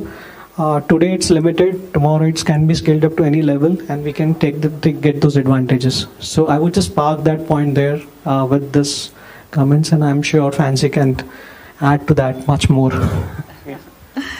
Okay, so this is for Andre. As a designer, what is the role we can play towards making our interiors more greener or biophilic? And how can we implement horticulture or architectural light sources that are nature friendly? Okay, so Gunjan, I don't know if you know me, you know that I have a lot of plants everywhere, office, home. Any project we do, we always try to throw in green. So I think that just comes naturally. To answer your second part, to be very honest, I had to do a little bit of reading up on light sources for natural plants, and from what I've read and something that I'm quite intrigued by, the light source for natural plants has actually come down to consumer levels and is available to everyone out there. And the biggest challenge is indoor plants. So there's about 5 or 6 indoor plants that we know that will just work in every space. But there's so much more that we want to add in our indoors. And then this allows you to do that. A lot of times, a lot of my friends, they come and say, no, you have a green thumb, that's how your plants survive. Well, the advantage with this kind of lighting, from what I've read, is you can choose to either increase or decrease the intensity and the effects of the light that is required for that particular plant. So I think, yeah, that's a huge breakthrough, and the fact that it's come to consumer levels, the way LED has come to consumer levels, is a huge benefit, and I'm definitely looking forward to using it very soon. So you mean like when we design green spaces within our interiors, we generally don't, we think of lighting it up. But how it can affect the plants as such? Yeah, that will be a new. Not really. Yeah, I mean, like for example, like in my last little bit, I said we have the advantage of having an opening only on some walls, but you have a much larger space where you say you don't have natural light coming in there. You're now not restricted to not being allowed to put landscape there. You can put landscape there with the use of these lighting products. Fixtures. Yeah. And I think that's actually incredible. That can be very, very interesting, in because we did a project where we brought in a lot of plants, and the client said, I don't have a green thumb, and see, they're all dying. Yeah. And maybe the lighting could be a big help in supporting those plants to survive. Yeah, I think the lighting consultants and the landscape consultants should probably get together here. Okay, so this is for Fancy for you. What is the one piece of guidance related to human-centric lighting that seems to resonate from an end-user perspective, and maybe from the workspace perspective? But first, I just want to answer that. Basically, the lighting has to emulate the outside inside, right? That's like bottom line, right? Okay. So where workplaces are concerned, I think where we are moving now, Jatin, as you were saying about a lot of people having a problem putting a budget and money into this, and it's a little bit on the higher side. But post-pandemic, and I'm going to jump to that anyways, because I think they're all connected in some way or the other. It's because of the fact that, we're now moving into a situation where we have to take care of everyone's mental health, wellness, safety, security, choice. So choice is a bigger thing, which is where things like human-centric lighting and everything come into play, because again, it's not just about about the lighting emulating the daylight going into. At one time, around 20 years back, we used to be only having that 6,000 Kelvin white light. You remember that? It used to be like in your face, and nobody knew why. And then I remember about 10 years back when, and then the big debate on why 6,000 Kelvins when the multinationals came in, because they're like, no, it's got to be 4,000 Kelvins. And since there was a lot of debate on that, because no, but that's because out there it's cold, so we can't use 6,000 there, whereas in India we used to 6. So literally there was no answer. But what the answer to that was? That was a light that was available in the local market. That's all it was. Yeah, and and that's the thing. So then right now, I think the beauty about it is that we have a choice in LED. You can literally take it from any Kelvins you want. 3,000, 3,800, 4,000, 4,500, 8,000, whatever. You can get whatever you want.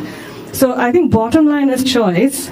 And the choice has to be given because it's again about listening to the employees and what they want in the workplace.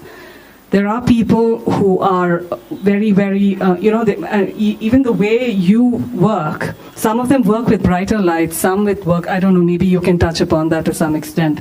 There are people very comfortable with bright lights, there are people who are comfortable with different varieties of lights.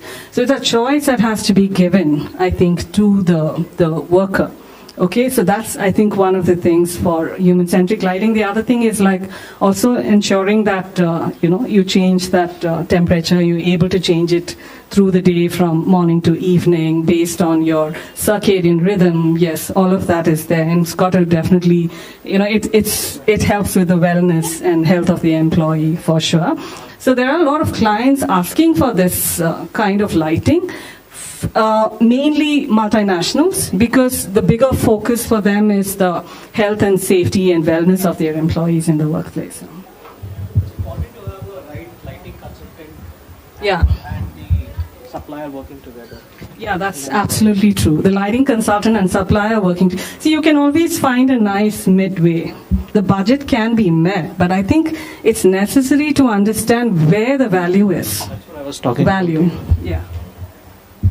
So that's quite interesting because we are talking about, like you talked about, people feeling good or enjoying and being comfortable in that space. And so but at the same time you talked about you're designing for a very generic clientele or an audience who's using it. And so then again finding a balance between that. So there again, one of the campuses we designed. So there's a generic lighting that lights up the ceiling. So that is emulating your daylight outside, right? So it feels like you're outside somewhere. And each table has been given a task light. You can control what you want. And that is tunable. That's tunable, and you can do what you want with that. So that is where I'm saying we're going. Maybe in a few years we'll be there, but there are some of them who've actually gone ahead and implemented it because, they're just forward thinking. So is it just, because in our residential work, Andre, whether you've had the same experience, we have clients, some are well exposed and some are not, and some say, one comes and says, I want only yellow lights, and one comes and says, I want only white light. And it happens in, parents' homes. Exactly, right? So how would any of you could take this question? Would educate the client? I think you just answered that very well. In fact, that's something I was going to ask you, because in your little bit you said that we should give the customer or the end user the choice, and I was going to ask you, how do you do that in a 5,000 user capacity? But if you give a general daylight kind of a vibe to the whole space, but then give individual packets of lights for each user to kind of control, I think that solves the... That is good for the workspace, but it is not good for residential. Residential... So how would you educate it affects your health. If you are so much in white light in your residential, it is not good. You are so hyper and you are awake till late night, and it's not good. Yeah. So I'm just going back to the time when we were growing up and we had the 40-watt tube lights. Yeah. In each bedroom, so one tube light and that's available. it. That was easily available. It was cheap and it was marketed in a way. Before the tube light came, we were in yellow light and we were used to it. Yeah. But the tube light ruled the entire lighting industry, so we were in 6,000.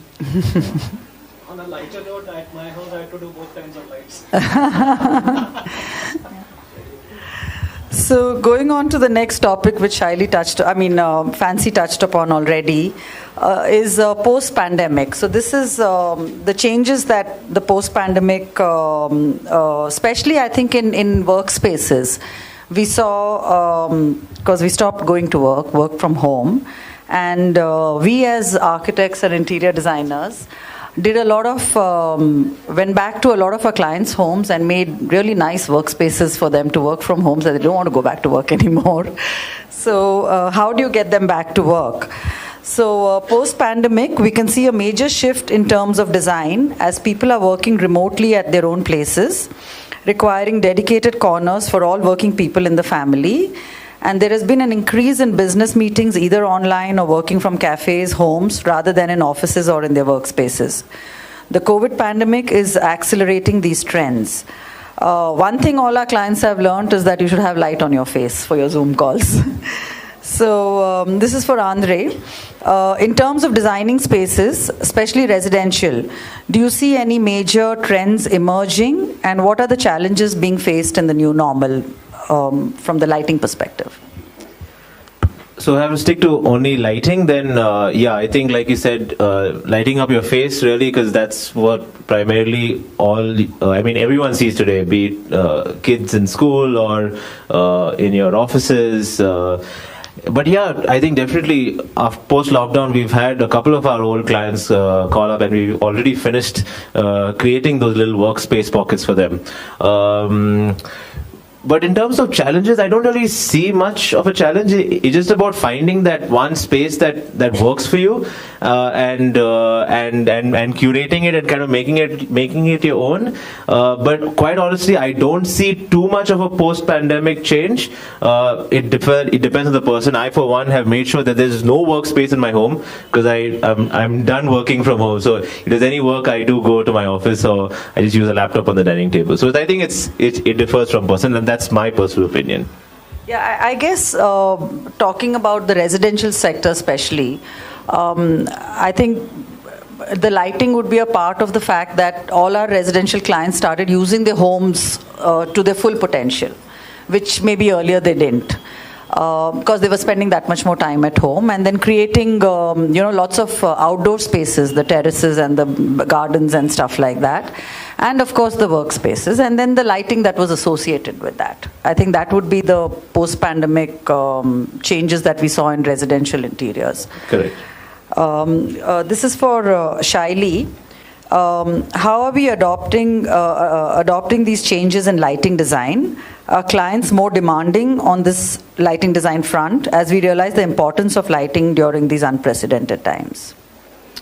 So what happens with this work from home scenario is if you consider residential lighting, all my interior design practice, and where I incorporate my lighting design in my own interiors, residential is always 3,000. I'm lucky to manage to convince my clients to turn to 6,000 to 3,000, and then eventually they are open-minded about it, considering I have a master's in lighting design. So I'm lucky enough for that. So converting them, so it is always like 3,000. But when you have to have a workspace in your home, then of course that that home office should be a tunable situation. Yeah. Okay. This is for Jatin. What are the changes in buying behavior that you see post-pandemic in terms of light fixtures? From a commercial perspective or from a residential perspective? Well, you could touch upon both, but I think it would be more commercial. Okay, our time is over. So residential for sure, when the pandemic hit, first thing I had to do was do up my background and get a nice light so that I can attend Zoom meetings and Teams meetings and all that stuff. But having said that, that was a good time when a lot of investments happened by the people, and they were doing a lot of their homes and houses. Luckily, most of them were also employing or taking services of good lighting consultants who were able to advise them. So there's a general and generic push on getting a good light fixture at their homes and redoing it in a different manner. Commercial perspective, as Fancy noted, there's a lot of push on wellness, and wellness covers, apart from air quality, it covers a very important aspect on light.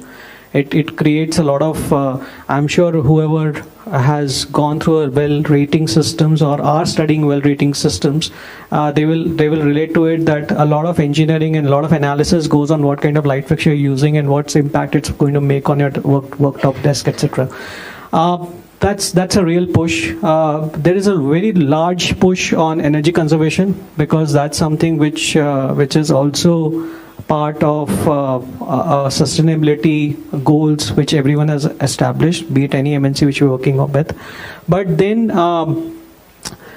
again, from a wattage consumption, whether earlier X watt was there or today also it's the same watt. So I'm sure except the LEDs, the light fixture, the energy consumption will more or less remain. Again, coming back to ROI, it doesn't, we cannot justify that. But yes, there's a lot of push for good fixtures, LED fixtures, sustainable fixtures, but all relating to all this analysis. So that's where India is going to grow quite a lot. The amount of growth which is happening on this sector is humongous. Okay. This is for Fancy. Has the demand for lighting changed, and what is the major difference of post-pandemic buying behavior? Yeah, so I kind of touched upon it earlier, and everyone's, So, Jatin, you mentioned well. So it's not just lighting alone, it's a lot of parameters, because if you're talking about wellness and health and everything of the employee, you got to go like everything from what's the quality of air, what's the quality of water, what's the quality of lighting, what's the quality of acoustics, comfort, mind, a neurodiverse workforce. Because there are people who are introverts, there are people who are extroverts, the different genders, then there is the male, the female, them, they, and so on and so forth. Because it's not really just one aspect, really. But if you want to touch upon lighting alone, I think it's about choice. Okay, the biggest thing is literally to ensure that one thing is to emulate outside inside. Okay, so most of them there's a huge push. There's a huge push to go in for well rating, and if you are familiar with well or you have a question on that, there are a lot of people who are experts, and you should read up on this well certification. But there are so many parameters in lighting itself that you need to meet, and there's colors that you have to pick up inside the office, because it's got to be extremely light, and whatever light comes in has to reflect off these lighter surfaces. So they say not to go in for any color but white worktops. So there are so many things that is there that people are focusing a lot more on the technical aspects rather than how pretty that light fixture looks. It's a lot more on how do we get a natural light quality from outside to, how do you emulate outside light inside? And choice. Literally, if you look at a large workspace, you take sections of it and then you give them different controls. You can choose where you want to go sit, and then it will be also controlled off your phones. So there are different apps that's available, so you're able to control a lot of that. It's just about choice. That's what it is. Bottom line is choice. Thank you. Anything else anybody would like to add? Sustainability, post-pandemic, and human-centric. It all works together. It's not only about lighting. No, but I think... yeah, so the PMC guy says ROI. But a couple of things which I really, for me, as a take-home is using old light fixtures and, upcycling them. I think that is something really interesting. And especially when you do it for such large spaces, the savings can be huge. Because there are a lot of companies now, like I think it's Infosys and even now Google, all of them have jumped into it. They're actually teaming up with companies like Ellen MacArthur Foundation. They're huge on the circular design philosophy. And so they're getting together to try and work together to ensure that there is zero landfill at the end of the day. Yeah, so that's... Everything goes back either into the facility, that's upcycle, recycle, or it's going back into the manufacturing. That means like you can take agencies like Saha Zero Waste, for instance. You can bring them and they will like break everything down and decide where it's going. At the end of it, they're able to save 98% of any old facility. And they're saying that only some 2 to 3% goes back into the landfill, which is amazing. We should work with agencies like that. That's a real big take home. And I think the other point was about you talked about the biorhythm and the circadian rhythm and about lighting up your green spaces and, how light can help us to use more green indoors. So with this, thank you all of y'all for this wonderful discussion. And we'll move on to our next segment. I think we can... Thank you so much. Thank you.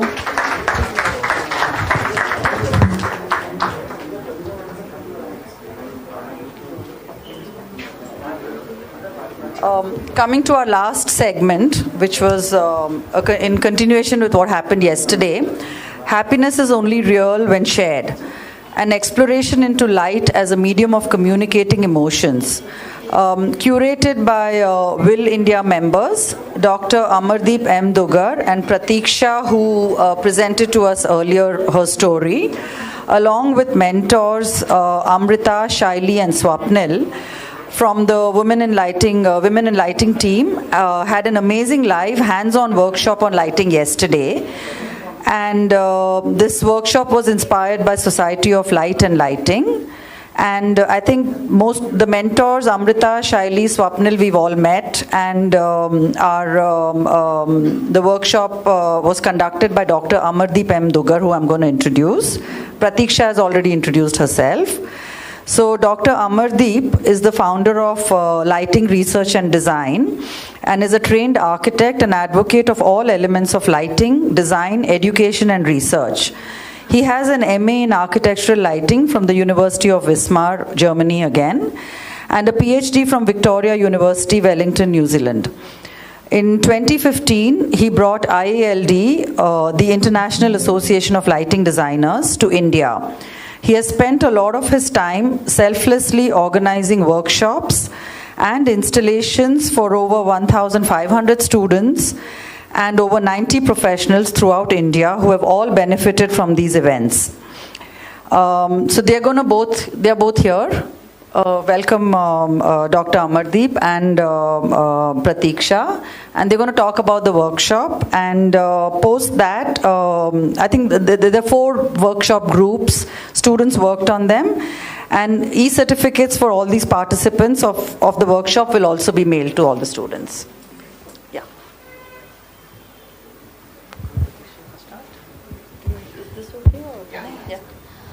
Hi. So yesterday what we did was a lighting workshop, and the theme for the lighting workshop was that happiness is only real when shared.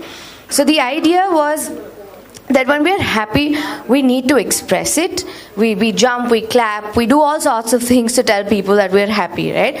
So the idea of the workshop was to explore happiness as, explore lighting as a method to communicate this happiness.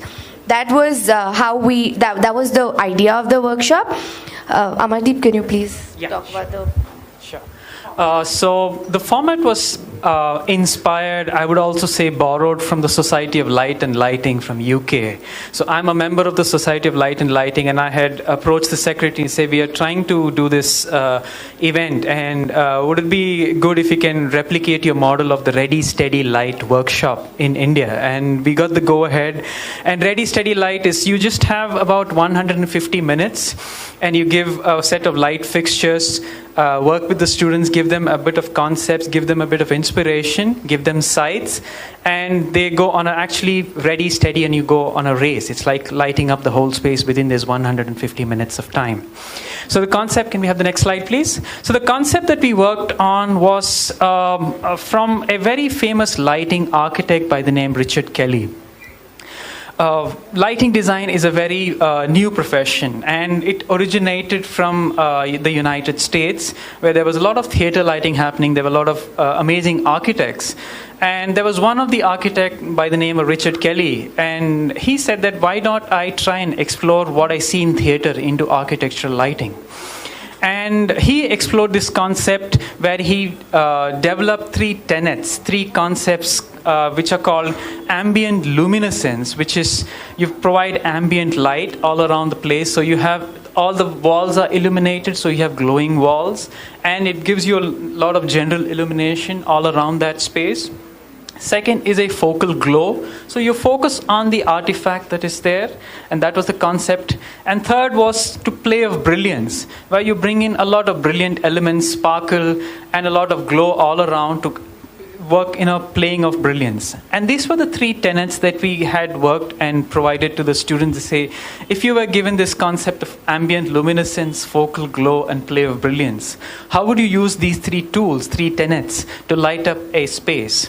And we had selected the sites for them, and we had our mentors, and we gave them a set of light fixtures and then a little bit of inspiration to take this forward. Next slide, please. So we were divided into 4 groups with 4 sites. Are we going to call the students one by one to come and present their concepts? Okay, great. So who will be presenting for group 1? Quickly. Nobody from group 1? Are you from group 1? Oh, great. Come on. You can introduce yourself and then present. Hello, and my name is Kripa, I'm from Group 1. So our topic was struggle against depression. So this is our cue cards, our concept cards. So the main concept was happiness, and we were given a hand sculpture which is standing right outside. If you have seen it, it's kind of like a multitude of hands on top of each other. So what we did was, first we stood around the sculpture and we kind of tried to translate what it is like. So for us, it meant something like unity and struggle. So we felt like there is a struggle and there is unity. So there were two of these hand sculptures there, and what we thought was, so our original thing was there's a lot of hands, and what we thought was there's a global struggle against depression, and we wanted to show it. So since there's a global struggle against depression, and India is ranking the 144th in the global happiness record, even India, so we wanted to show it. So we selected a red light kind of color, and we thought that from underneath the model there'd be a red light that would be flooding out. And underneath the second model of hands, there'd be a blue light that'd be flooding out. The red light would show the struggle against depression, and the blue light would be how we are standing united to bring a sort of calm, and that would be fighting against the depression. And that's all, yeah.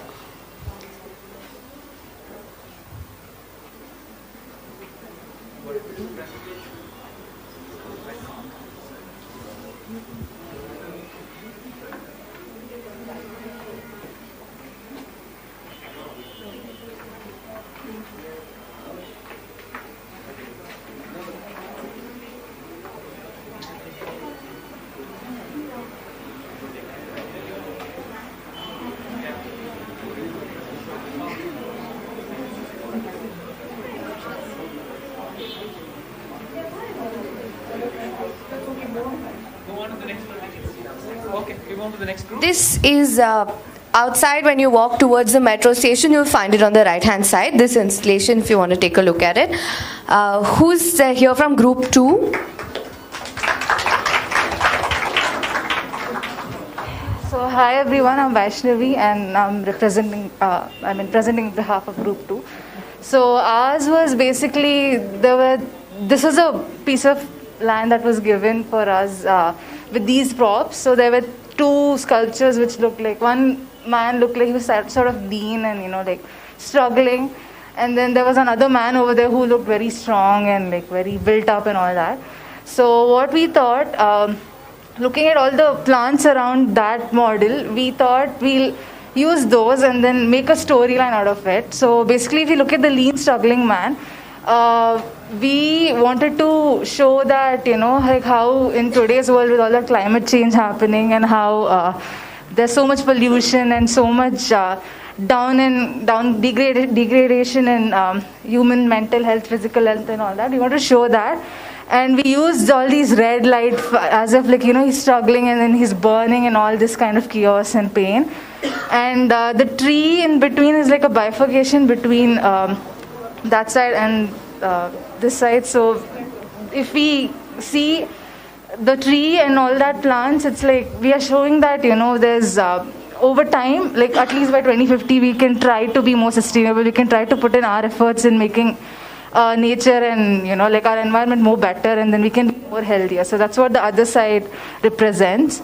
And so, yeah, that's what we showed with blue light and as a victory. And the team name comes from, okay.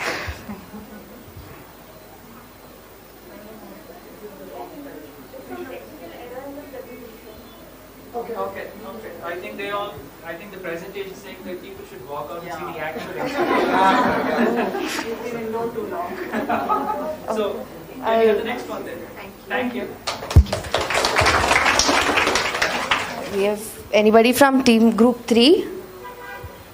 No? Okay, so I'll present for Group 3. So the concept that Group 3 had was two sculptures and one tree in the middle. What they were trying to show was one tired man, and they were basically trying to show us the circle of life, which is everything that shoots from the springs. Then there's this really excited man. There's a tree that is lit up. And then there's a man who's really tired. So everything begins from the earth and ends at the earth. That was their concept. And maybe you'll have to see this also. This is beside the previous one, right next to that. Is there anybody from group 4?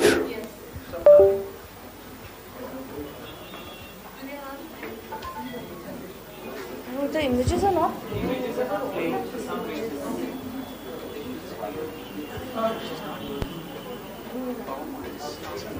I'll check. That's fine.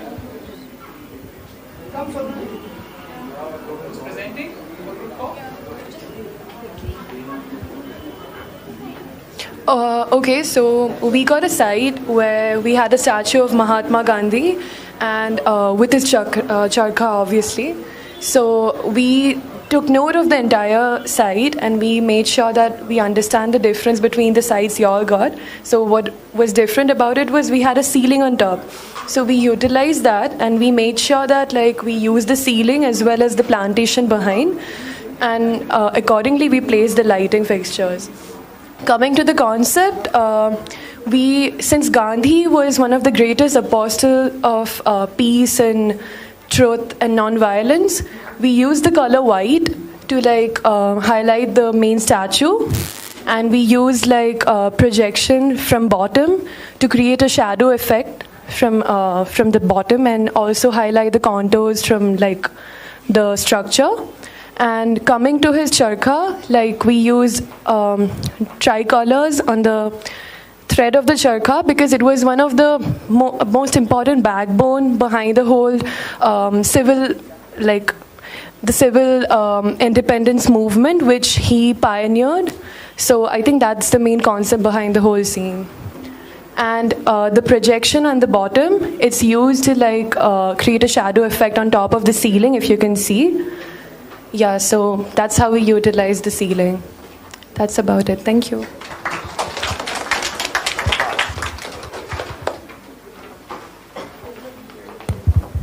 Oh, these are the pictures. Yeah. So that was group 3.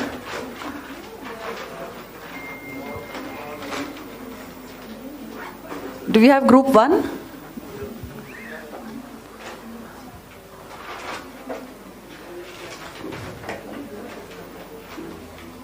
Yeah, that's the hands.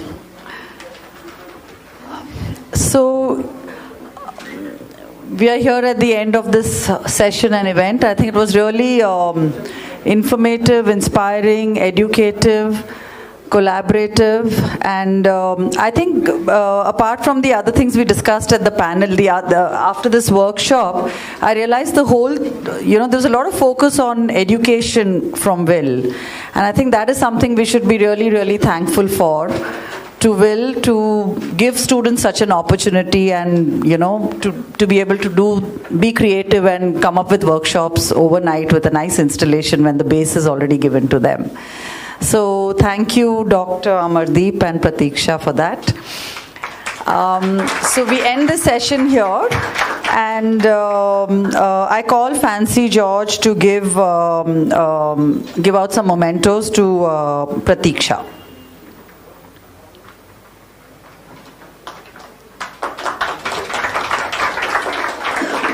And Fancy, you can wait here. So Aparna, who is our NEC member, she's part of the National Executive Committee IIID at the head office, and the former chairperson of the Hyderabad chapter. And Zubair is going to give Fancy George a memento.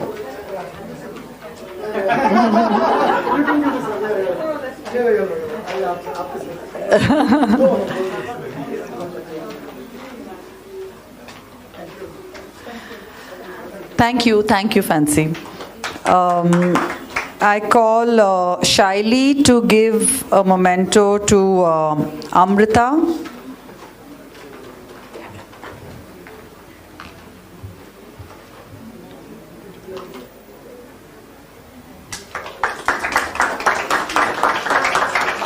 And Senthil Raj.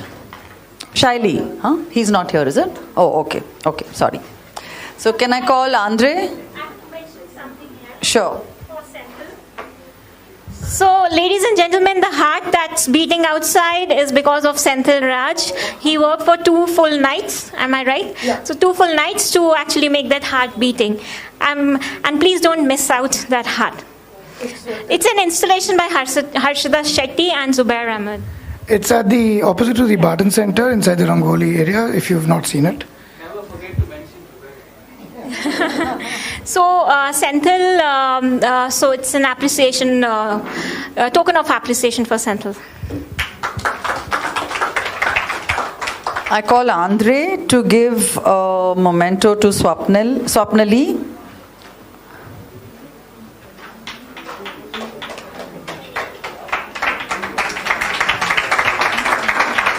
And Anusha is not here. She's left. Okay. I call Jatin Shah. Jatin's not here.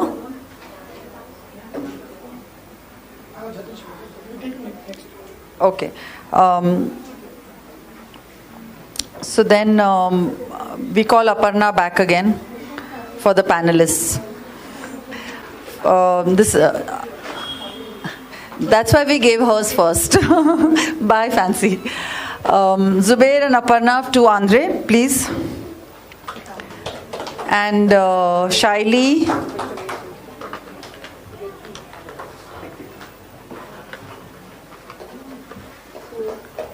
No, you have to give Shaili. And to Jatin, but I don't know if he's here. He's here, he's here.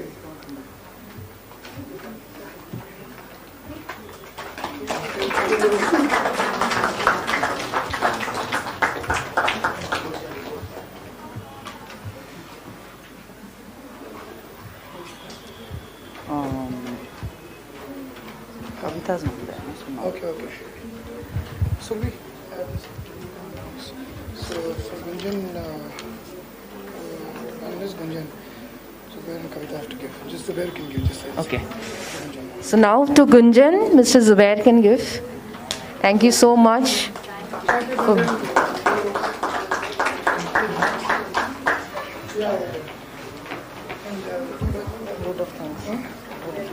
Just tell them vote of thanks. Okay, so now I would invite Surbhi to give the vote of thanks.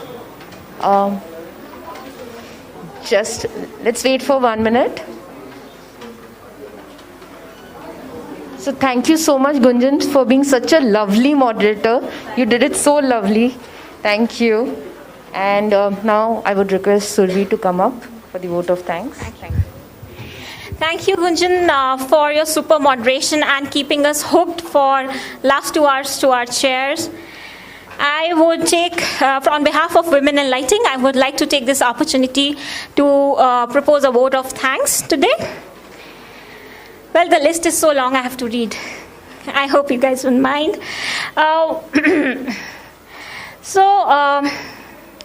And also we should not forget to mention that today is the 50th anniversary of Triple ID, and it's a great day that we have this event on and organized by Triple ID BRC. I thank all our panelists,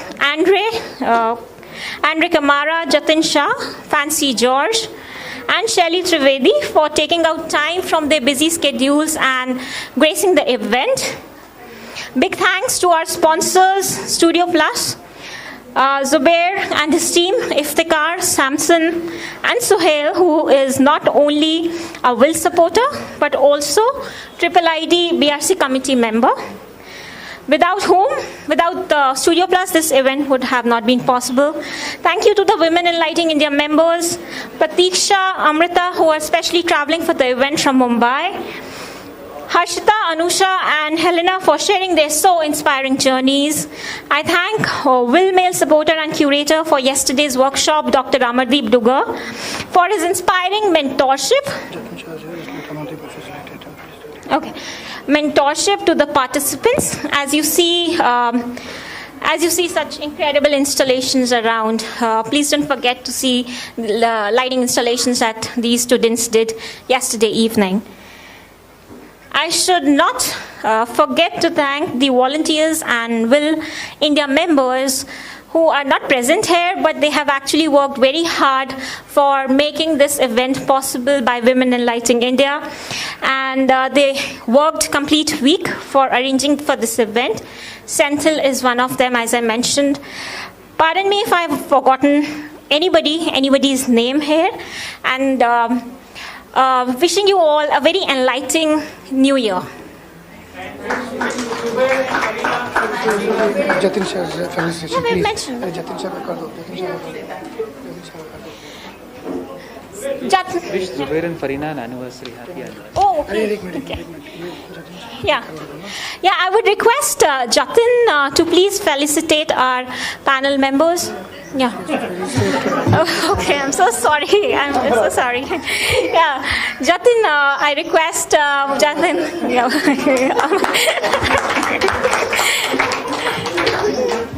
So I just confused the names. I'm really sorry about that. And wishing very, very happy anniversary to Zubair and Farina, right? Farina. Finally. Thank you all. Thank you. Thank you, everyone.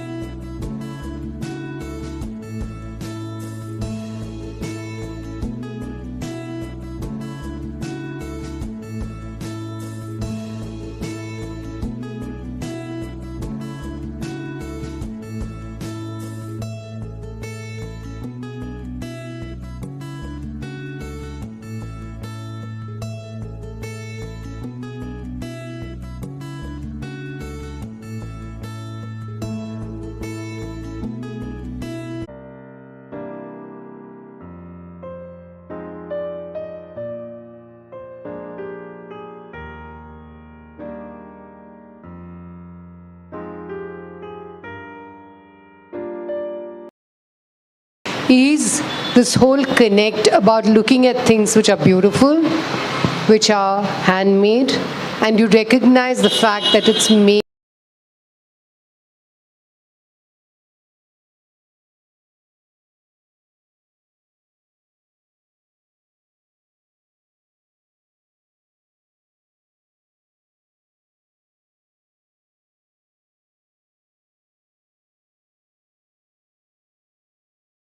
Keep them for a year, and then beyond it, we're just happy to let them No, go. I'm talking about a situation where, the client wants to go abroad and, purchase things. He's not looking at our own rich heritage. So it's more fashionable to go and buy from... So can I just tell you, I think our textiles and our handicrafts are fashionable because it's survived the longest in the world.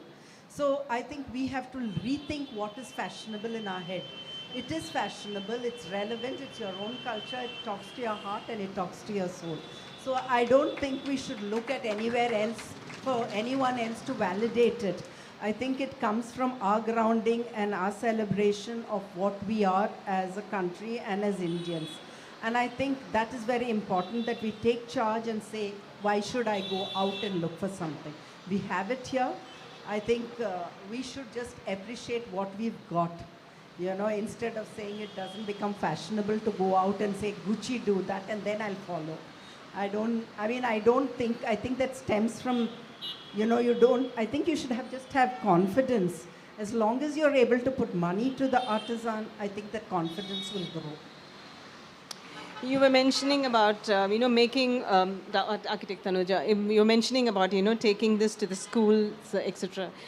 Normally, when it comes to handmade, there's also, there's a thing about, the quality. You don't have any control over the quality, and there's also the training. A lot of them want to come to the urban areas. The traditional factor is, teaching is gone. Would you advocate, as part of the National Institute, national level, would you advocate actually having this as a curriculum in terms of training, vocationally training, traditional arts in the design school? Absolutely. This is what I said. I've been on the education, the board of council and a number of schools and design schools. And every time I have an opportunity, I just always recommend that it's mandatory for you to go and see how the artisans work. No, that's what. So when you go there and you live with them and you see how they work, you as a designer are also wanting to touch, feel, make something there. And that is what gives knowledge. So it has to be a two-way exchange. You have to go to where they work, look at how they function, and have a go at what they're doing.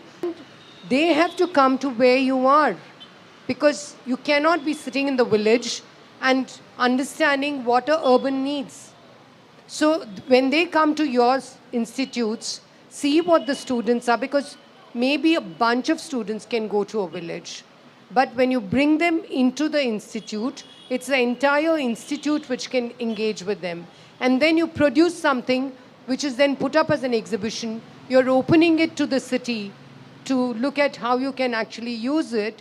So that's a learning, because the artisans also have to adapt. Things have to be changed. And this, the fantastic avenue where the work was done was also in the Sanji craft, where I think all of you know there are probably just 2 families which are left, which are doing that. So there was Crafts Council of Delhi, where they looked at using screens. So they used the Sanji workers to, they laminated, they sandwiched the Sanji panels into glass, etc. And then they made partitions. So they brought in, they managed to get them to upscale what they were doing. From the smaller frames, it was upscaled to do whatever they... So that's the way we need to work. We need to work ahead. If we don't want this to be just a drawing room conversation, we need to have some tangible takeaways. Do you plan to have any tangible takeaways? Yes, Nandini. I'd like to tell you that we ran a campaign, Save the Artisan, and we've got, we made a pledge that we will dedicate or at least keep 25% of our project costs for crafts in our interior projects. And I'd like to say we have more than 200 people who have signed up for this pledge.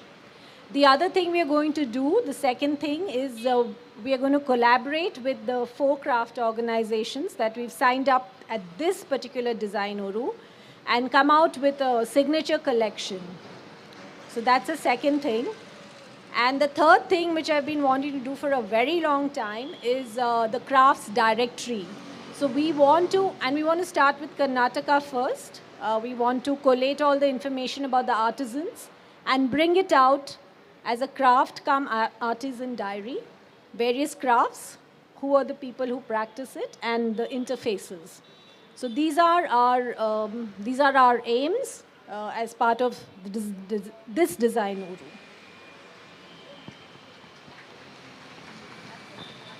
Thank you. Thank you so much for being with us in the panel discussion. We just have a few mementos. Can we just give those? Sunita? I think both you and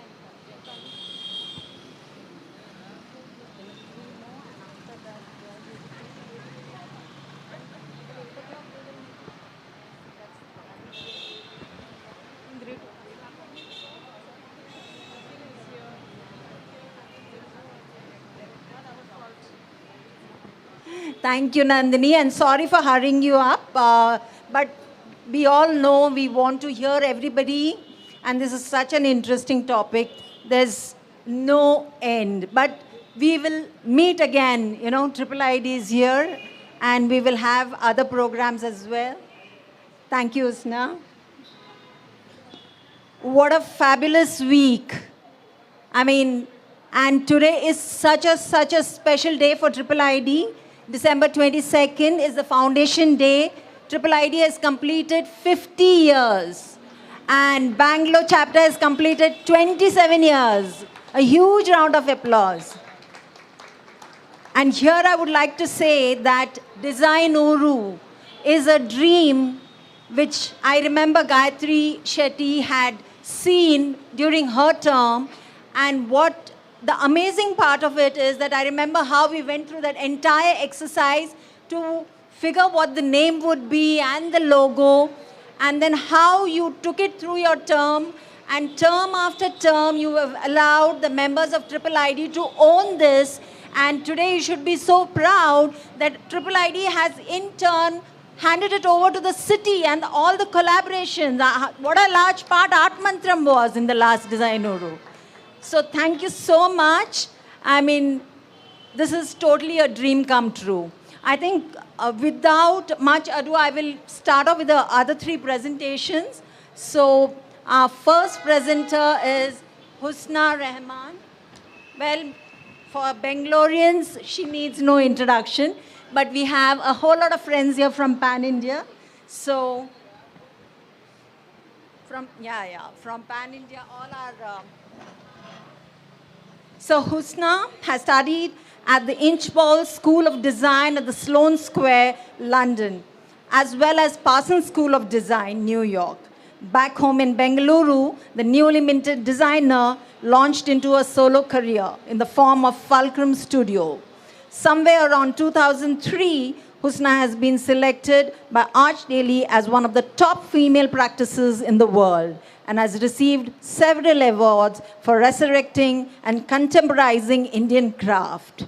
Whether it is architecture, interior architecture and design, landscape design or product design, she comes out tops.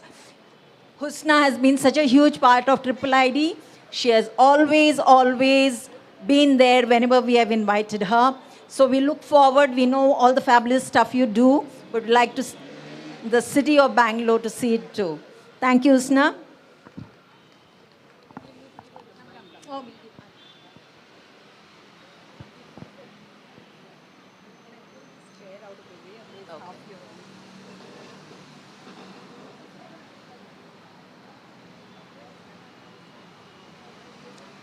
So who's going to change the slides? They'll do it there. Hi, good evening, everyone. Thanks for coming out. And, I have some thoughts on design, which I hope comes through these visuals. When I came to India after my very Western education about 2 decades ago, I started to work with clarity and simplicity. And the one word that always intrigues me is complexity and simplicity with the fulcrum, which is why we call the firm that, and how to create the equilibrium between clarity and simplicity on one hand, but complexity and embellishment on the other. And I really think that they do coexist. When one tends to think of modernity and contemporary thinking, it's always, just clean-lined, it's bereft of embellishment, it's typically austere.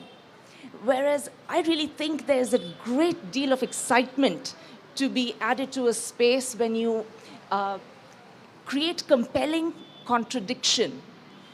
And I think that contradiction has to be intriguing, it has to be provocative, it has to ask questions. When you walk into a space and it's either one or the other language, I think that the world has been oversimplified. I think it's when you actually start to feel like questions should be raised within a space and maybe never even answered, but definitely questioned, is when I feel that a space really has the ability to take you to a different plane. And isn't that what all art is meant to do? It's meant to take you higher and keep you there. It's the best drug in the world. It has no repercussions and side effects. And I prescribe it freely to all who care to hear. So here we have a visual of a piece of bidri. It was one day that I walked into Arts and Crafts down the road there, and I said, "Can I see your directory?" And there's this one very pleasing man who opened this big book, an old book with lots of names and numbers, and he said, "Help yourself, take what you like." And I actually did. I photographed pages after page, and I said, "Okay, are these all your artists?" So he said, "Yes, they're from different parts of Karnataka, different parts of the country, and they do all this art that you see there." The art I saw there just made me feel saddened by the fact that it was so limited by imagination and by possibility. And my idea of it was that these same people with relevant and contemporary minds can be propelled into a whole different sphere. So this is, again, a piece that I designed. Now, when I talked about the fulcrum between clean lines but deep embellishment, this is an example of that. I met a Rajasthani craftsman who specializes in silver. And here what we've done is we've got this kinetic object because it's a chair that swivels 360.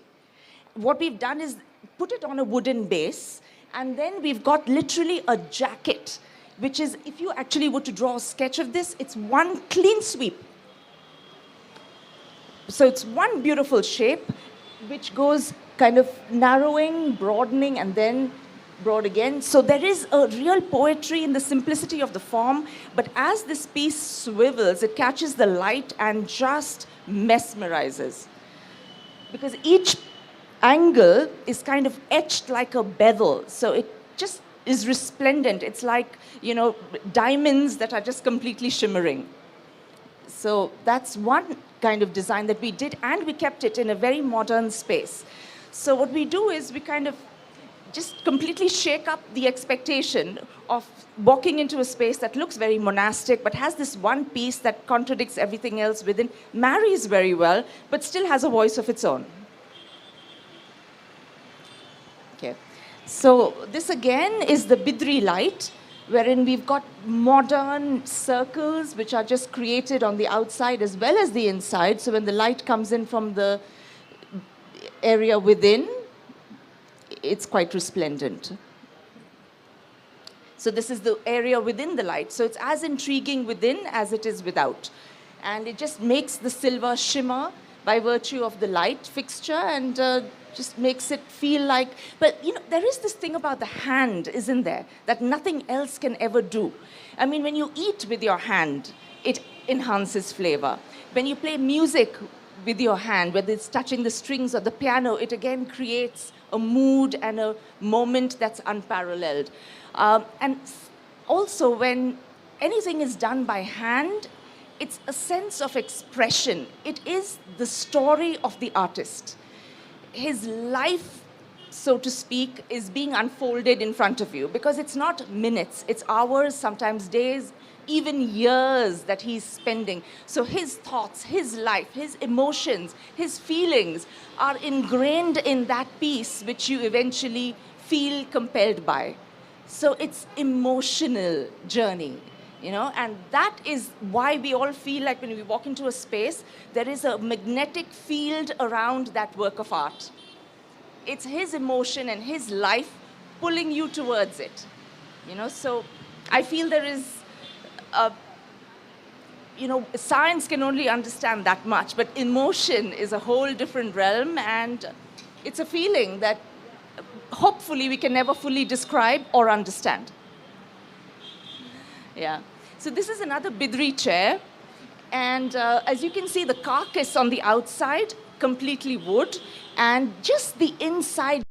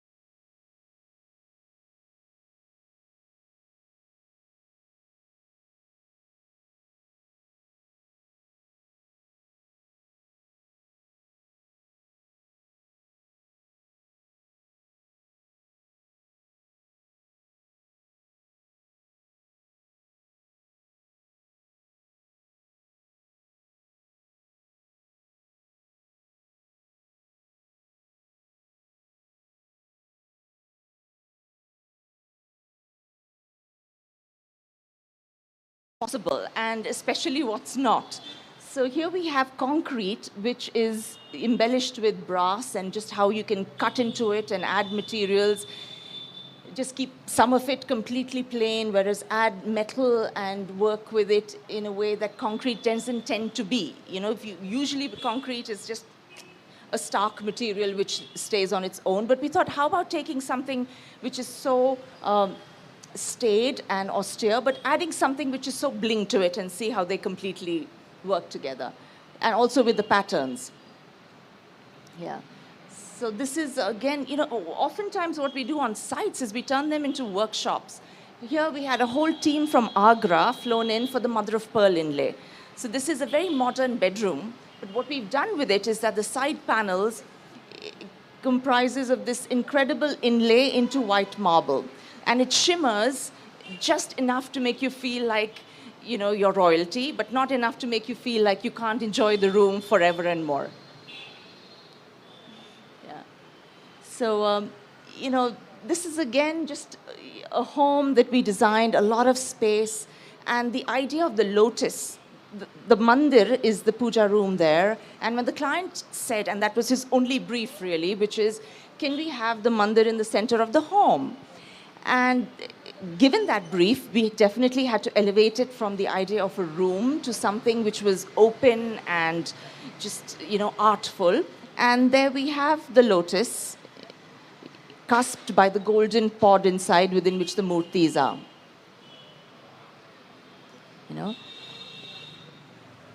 So it's a space that you walk within, but you have the skylight above, which is allowing light and air. So the entire experience is effortless meditation, to be able to stand there and have communion with the heavens without even trying. This is handwork again, but in a very modern way. We were asked in Delhi to design a toilet for Kola. And we completely defied the idea of what a toilet can and should be. So my concept was flight, and I called it soul, S-O-L-E, soul, S-O-U-L, flight. Simply because you're alone in a toilet, and that's where you're completely naked in spirit, in body. Your thoughts, I think, are allowed the kind of expression because of your privacy that you're not allowed elsewhere. So the idea of creating an element which takes flight, copper, when lit, looks like it's on fire. It looks ablaze. So we had the idea on the first wall, which is probably not visible here, we had a small bird etched into concrete, and by the time we got to the ceiling, it felt like the bird had completely erupted out of its solidity and taken on this crazy, fluid, meandering form, which then came down that wall. So again, this was done by hand and bush hammered, and it's art, it's an installation, according to me. It's not just a piece that you mount on a wall. It's something which takes over an entire three-dimensional space, and every single element of the toilet is an island. It's not stuck against the wall saying, that, oh, pot, basin, shower. No, it's virtually like an altar. So it's like a pilgrimage space where you have the altar, which is your basin, you have the tub, and even the WC is a freestanding element in the center of the room around which you circumambulate. Is that 10 minutes? I don't know. Yeah. That's a little taste of what we do, but is there... That's it. Thank you. Thanks so much. Thank you. Thank you, Husna. I'm sure everybody would have loved... You'll have to wait for a minute, Husna. If not anything else, at least let us show you and give you a piece of our appreciation. Can I ask Jija Hari Singh to please come and hand over the token of appreciation to Husna?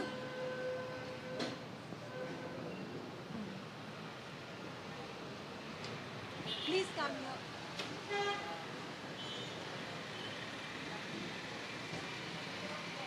Please come here. Please.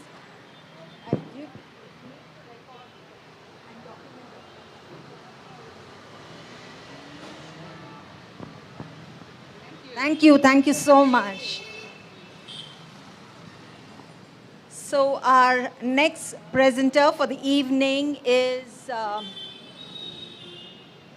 sculptor G. Raghu. I'm sure most of you who have been walking up and down the boulevard would have checked out all his sculptures, most amazing pieces. A little bit about him.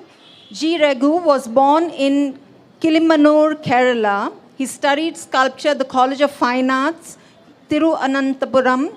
Though he began with a stone as medium, Raghu's sensibilities gained direction after his contact with Elizabeth and Laurie Baker. As a final year student, Raghu participated in an all-India students' camp organized by the Rupankar Museum of Fine Arts at the Bharat Bhavan, Bhopal. He was awarded scholarship for 2 years to work at Bharat Bhavan. Raghu remained there for 15 years. Raghu has held several solo shows and participated in a number of shows. Among them, To Encounter Others, Stoff Wechsel, Castle, Germany, 1992, the Contemporary Indian Art Biennale, Bharat Bhavan, 1995, for Contemporary Art, Sans Tache Gallery, Mumbai, in 1998, International Biennale Exhibition, Cairo, Egypt in 2000, Shaping Clay, Indian Habitat Center, New Delhi in 2013. Raghu is the recipient of award of 4th Contemporary Indian Biennale, Bharat Bhavan, 1987 and 1998, and also the Bombay Art Society Award, Mumbai, 1998. That's huge. So I would now request Yumna to please come and help Raghu present his works. Thank you so much, Shamal. Always wonderful to be at Designuru. I think last time we were here, we celebrated World Craft Day, which was fantastic. Just briefly, Art Mantram is a not-for-profit volunteer-run organization which, under the guidance of our mentor, Jija Hari Singh, has been promoting the arts, craft, and design for the past 22 years. We're thrilled to be at Designuru again. This time, we are presenting G. Raghu, who is a talented, established ceramist with his latest work. Raghu will be presenting in English, Hindi, and Malayalam, and I'm here to help him present to you. So I hand over to Raghu now. Yeah. So now I am always doing in ceramic and bronze. This is the ceramic work. It is called, actually ceramic clay body is two type of clay body. One is porcelain and the other one is stoneware. Actually my clay body is stoneware. This sculpture is totally stoneware clay body. This is the latest work. It may be about 1 year back. Latest work. So this is also ceramic stoneware. This is the old work about, I think about 6-7 years back work, ceramic stoneware. This is also the latest work. Actually, my theme is rural and village. Rural means in different parts of India, especially Wayanad and Bastar, this type of monument I am using. Next. Yeah, so this is the yoga series work. This is also about 2 years back work, ceramic. This is also the yoga series. This is the hanging figures. This is also old work, hanging and display in the table like that. This is the cows. Some cows is I display here also. Yeah. So This is also latest. I'm just going to come in quickly here and say, Raghu's cow series is very well known, as is his yoga series, which he has done earlier. His works have a simplicity of form, but also a clarity of energy, and then are well known for drawing the eye, but at the same time really encompassing the rural feel And that's what he tries to bring out is the energy of the people, the energy of the environment, nature, and he brings that all together to try and For present example, is here human and animals. Yes. That is the relation. That is important. Yeah, this is I can done some mask. This is also the latest pieces. Actually, this is the thief subject. This is the old sculpture. This is a latest work. I think I can display here these pieces. And the series that you have put here, the latest work, could you just tell us a little bit about Yeah, what you I am have always doing some different subject for yoga, pregnant women, for example, smoking figures, like that. Correct. And this particular series, could you tell us a little bit more? Yeah, what have this you is tried to not 5, about 50, 55 pieces already I should done it. But this is also the thinking the yoga. Starting yoga. yeah. Okay. So this is a series of about 50 pieces, the works. Each one is individual, obviously each one is unique and tied into the previous series of yoga, but from the perspective of karma yoga, from what you do is also yoga as long as you bring mindfulness and consciousness to it. So this is the thinking behind this series, which is the most recent. This is a new series. Yeah, this is the head series. Actually, I done it lot of heads. I think about 100 heads, not now. These all pieces are my old heads. Right. Yeah. The head series. Yeah, this is also the heads. This is a bronze, not clay work. Yeah, not stoneware. This is bronze. Yes. So the previous series was stoneware. This is bronze. Bronze. And then this is another running theme through G. Raghu's work, which is trying to put the consciousness forward. He does this through bringing out heads in different ways, asking you to interact with that. Think about not just the outer form, but also the inner form of what he has created. Yeah. This is also bronze sculpture. This is also bronze.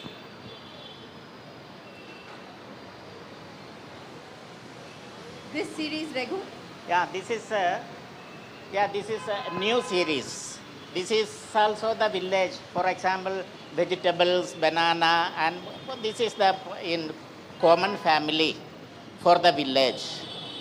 So this is the village life series, upon which you have depictions of village life. He says that he's depicting here the home and the family, the interactions you can see, but actually it's also the marketplace, which he depicts with bringing wares to the market, whether it's farming wares through plants and vegetables or whether it is livestock ware. Yeah, this is more also on the head series. These are ceramic. Yeah, head series. Yes. Stoneware ceramic. This is these both pieces is old work. I think about 15 years back. Yeah. And which series is this, Raghu? Can you tell us more about it? Yeah, actually this is also the village taking some others. And this series was done when? When was it done? About 15 years back. Yeah, so this is, you can see the evolution of the work from the more recent work to the work that has been done before. Most artists are always on a journey, and you can see that progression also here.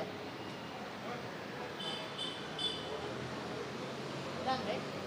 Yeah, so this is just a very, very quick introduction. We've tried to keep it extremely brief to introduce to you one of the country's foremost ceramists. And thank you for allowing me to play interpreter. Thank you for having us. Shamal, thank you, Raghu. Yeah. Thank you. Thank you so much. I mean, mind-blowing is the word. And I'm sure every designer over here would like to have a piece for either themselves or for their site, but we will think about something really good for you. I would like to invite Jaya Jetli ji to please hand over this token to Raghu. Please come, please. Yeah. Come, Jija. Come.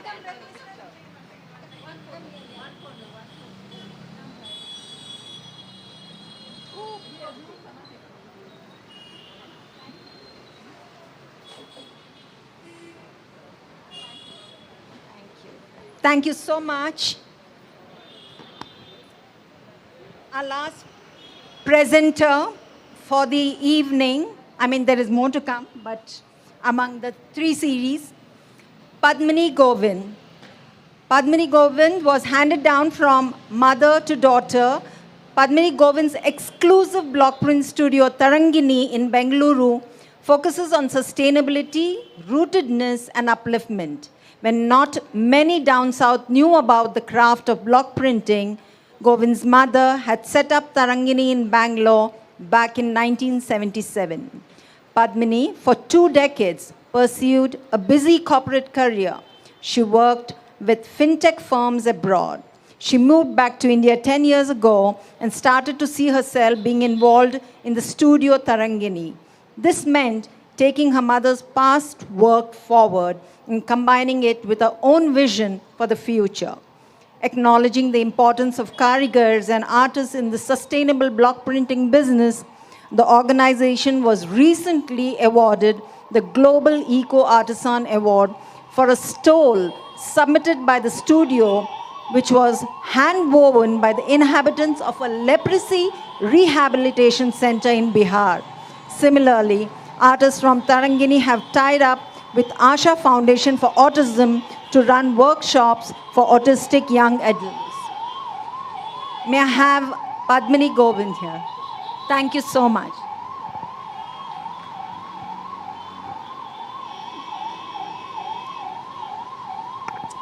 Thank you so much for having me. So, maybe I should wait for that.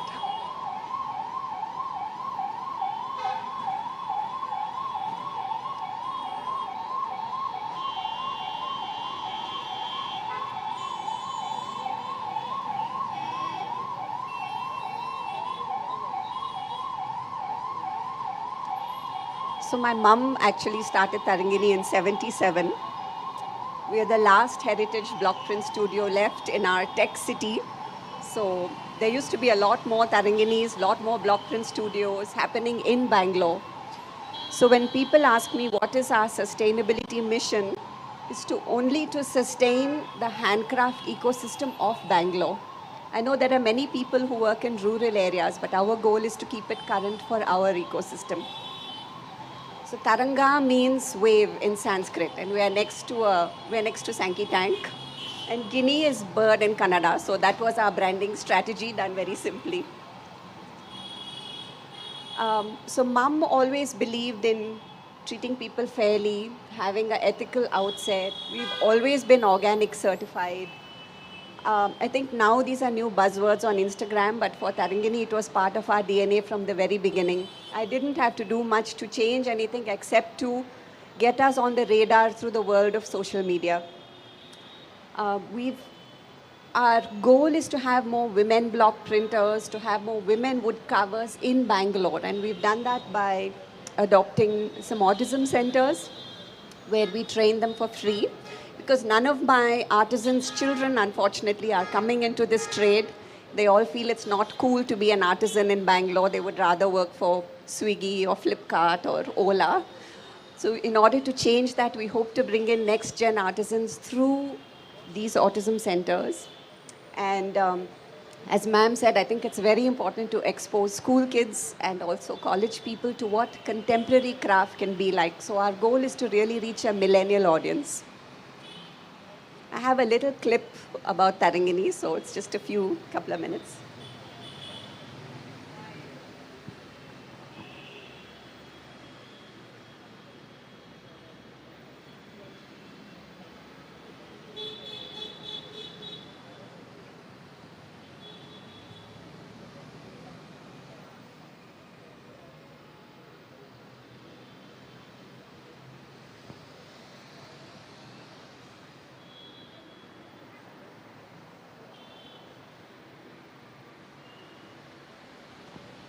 So for 30 odd years, we were only printing beautiful silk saris. But then we since moved into the world of home furnishing because we felt, that you get digitally printed Surat silk saris for 800 rupees. There's no way we can compete with that.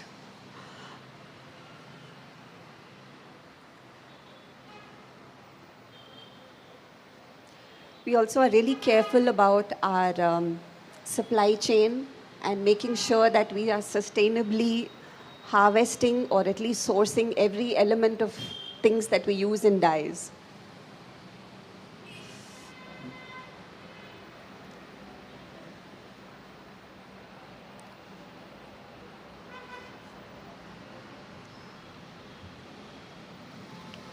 By the way, there are only 4 woodblock makers in Bangalore. I think our last census is some 13 million people, but there are just 4 people left in Bangalore. And we are trying to create stipend and training-based programs so that there are younger woodcarvers in our city. I know that they exist in many other parts of the country, but again, our goal is to keep them alive and well here. We also have about 6,000 wood blocks that we've collected since the 70s, and it's in an open library. So anybody can come to Tarangini and enjoy it and print a sari with it or print home furnishing. The idea is to share it and keep it alive.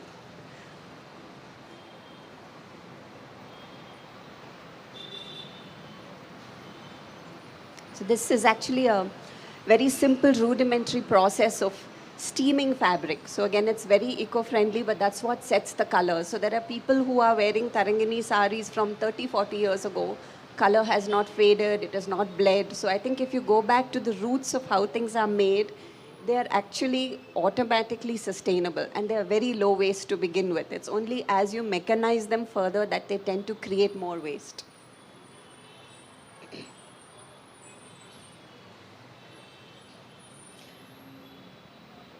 So much like you make dum biryani, you actually soak fabric in maida and you seal the steam drum. That's what keeps the color in and cures it correctly. So we've documented a lot of these to actually share with colleges, share with school kids so that they become conscious consumers and they know how things are made, and it's not just 3 clicks on Amazon and it arrives on your doorstep. They need to know the back-end process.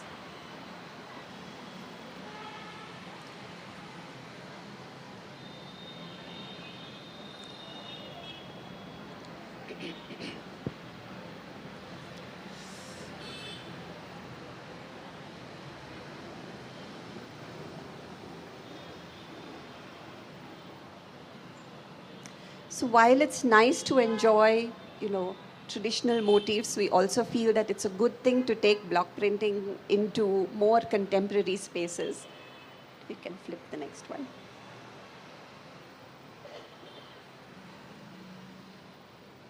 Yeah. So this actually is a beautiful pattern also for Seema Krish. I think Kavita also had that on her slide. It's a combination of block print and embroidery, which we've taken into wallpaper and also into home furnishings. And we've done a lot more collections in home furnishings for other brands in the US, UK, where we try to combine techniques and do it with organic dyes, do it in a way where we're giving accurate color matching. Because being a B2B supplier, when I print this fabric 4 years ago, I need to be able to reproduce the exact same color today. So those types of little things are which will take us further when we are doing it in for production for other brands. We did this for Starbucks right here on Lavelle Road. They have a concept Starbucks. So they wanted to use wood blocks. We've also done it for their Navi Mumbai store. They wanted to use wood blocks, but use it a little differently. So all their frames of the artwork were made with hand-carved wood blocks. We thought that's an interesting way to also give work to the wood carvers as well. This actually was just won an award in US for best home furnishing in some small competition that we entered. But it's a block print and embroidery combination. So again, it's taking a traditional technique, but combining it with something to make it look more contemporary and fit into more of a global audience. This is in Mantri Mall. And the block print design they gave us was to symbolize peace between Hutu and Tutsi tribes in Africa, where it's one of the regions where Starbucks grows their coffee. So it's nice to bring in new block print inspiration with different stories behind it versus looking only at traditional motifs.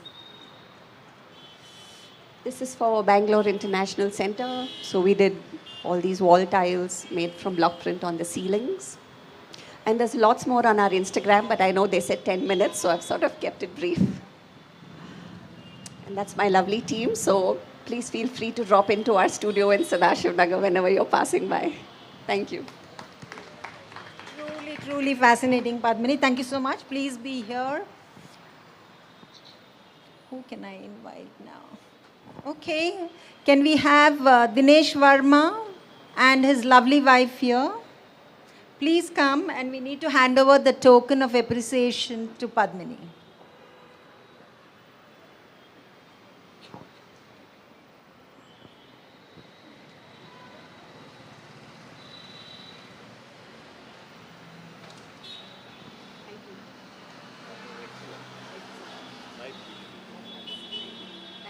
Thank you. Thank you. I'm sure Gayatri has some spectacular announcement to make. I'm going to request Tanuja to come up, and we have a small installation that we'd like you all to inaugurate to commemorate 50 years of IIID. So can we have the celebration?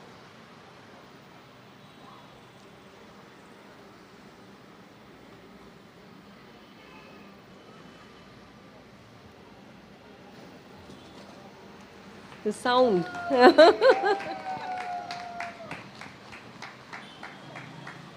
So congratulations, IIID, on 50 years. We'd like you to, come towards, the installation that we have and inaugurate it. Murli is here somewhere. Yeah, who is waiting to take us to that spot. He's going to say a few words about the installation. Good evening, everyone, and thank you, Gayatri, for this opportunity. I would like to say a few words, and before that, I heard words from Tanuja, which kind of portrayed the whole thing of what we wanted to showcase there. Firstly, it's a huge opportunity for me to put across my feelings through our installation. We have done what we call as 50 woven frames, and through this we tried to address 3 issues. One was about material or resource usage, 2 about the importance of craftsmanship, which Tanuja was talking about, building sensitivity and things. And this is some effort we've been putting towards the students knowing the importance of sensitivity and things. And it's all the more important that today someone like Jayaji is coming, because she is one example which I keep giving to the students, that one intervention what she's made through Delhi Heart, how it can address a lot of issues where when we talk about people understanding craft, the importance of it. It's an example which I time and again give students, that you need to go and visit it. It's a place which you can visit with no reason. Okay, so it's a pleasure meeting you, ma'am. So without wasting much time, I would request you to unveil the thing.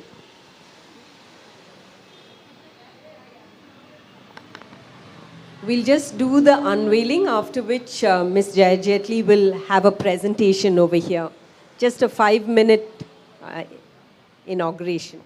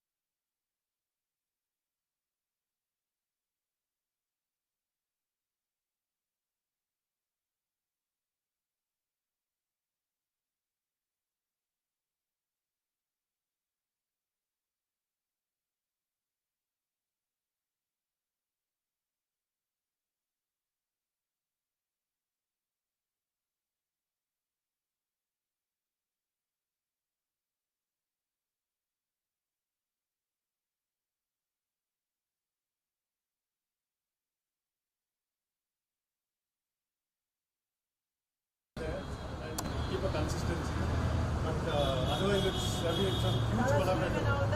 No color scheme. So the best thing is that BMRCL has agreed to let this be a permanent installation at the metro center.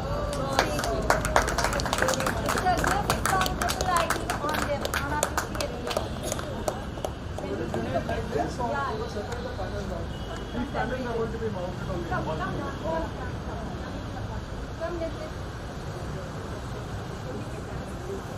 I think we should just sit here so we don't mar the panels. Yeah,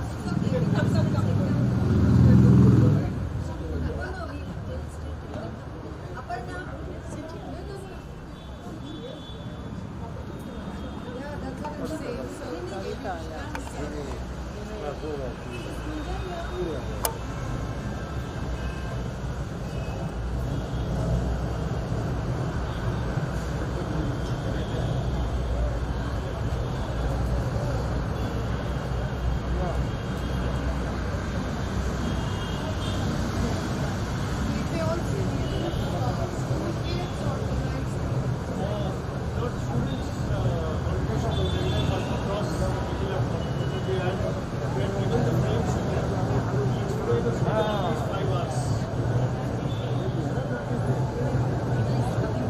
cut ಮಾಡಿ ಓಕೆನಾ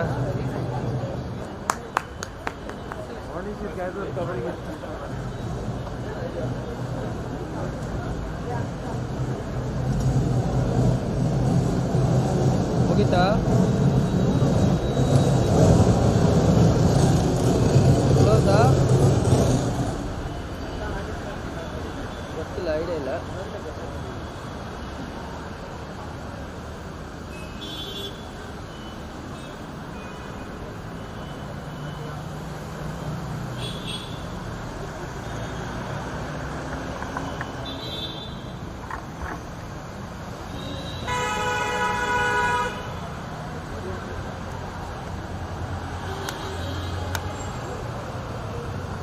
I'd like to call everyone back to Bayalu,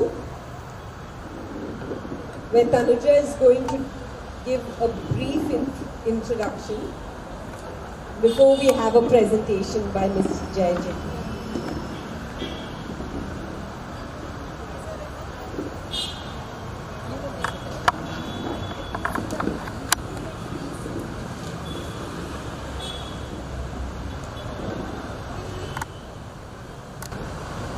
I think if we can just settle down quickly, we can just listen to what Jaya has to say. Yeah. Having worked in the field of crafts of the country for over 40 years, Jaya is a walking encyclopedia. Over 35 years ago, in 86, she founded the Dastkari Hath Samiti, an association of craftspeople, traditional workers, which enables traditional workers to gain confidence in the marketplace through many innovative strategies. She served as design and marketing consultant to the Gujarat government of Gujri for 11 years and Gangotri in Uttar Pradesh craft shops for 3 years. She conceptualized and established Dili Haat, a greatly popular crafts marketplace in Delhi. She's regularly conducted craft design projects to bring about better earnings for craftspeople. One such significant project involved lifting an entire potter's village out of the stigma of prostitution and poverty in Kerala.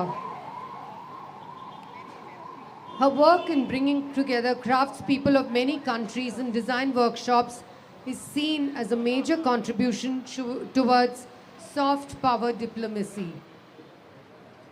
She created a vast documentation of the arts and crafts and textiles of India through 24 highly artistic, unique maps of all the states of India, and this was combined to create a seminal work called The Craft Settlers of India. A prolific writer, a graduate in English literature from Smith College way back in '63, she really is very prolific in her writing about the craft and about other issues as well. She's written many books. I'm not going to read all of them. Crafts of Jammu, Kashmir and Ladakh, Craft Traditions of India, Vishwakarma's Children, Crafting Nature, Woven Textiles of Varanasi and the Artistry of Handwork. She's also gone on to writing about the children of the craftspeople and number of short stories on them. She's recently guided the digital photo documentation of 52 craft stories in India for the prestigious Google Arts and Culture online platform, subsequently by the Ministry of Tourism under its Incredible India program. She's also written about her own memoir about a woman in Indian politics. So Jaya really, she's on the advisory body and committees related to craft and livelihoods at a number of platforms. She's also heading the task force for the Niti Aayog on child marriage, infant and maternal mortality. She's held co-curricular classes at Ashoka University and lectures across all design institutions like the NID, NIFT, Pearl Academy.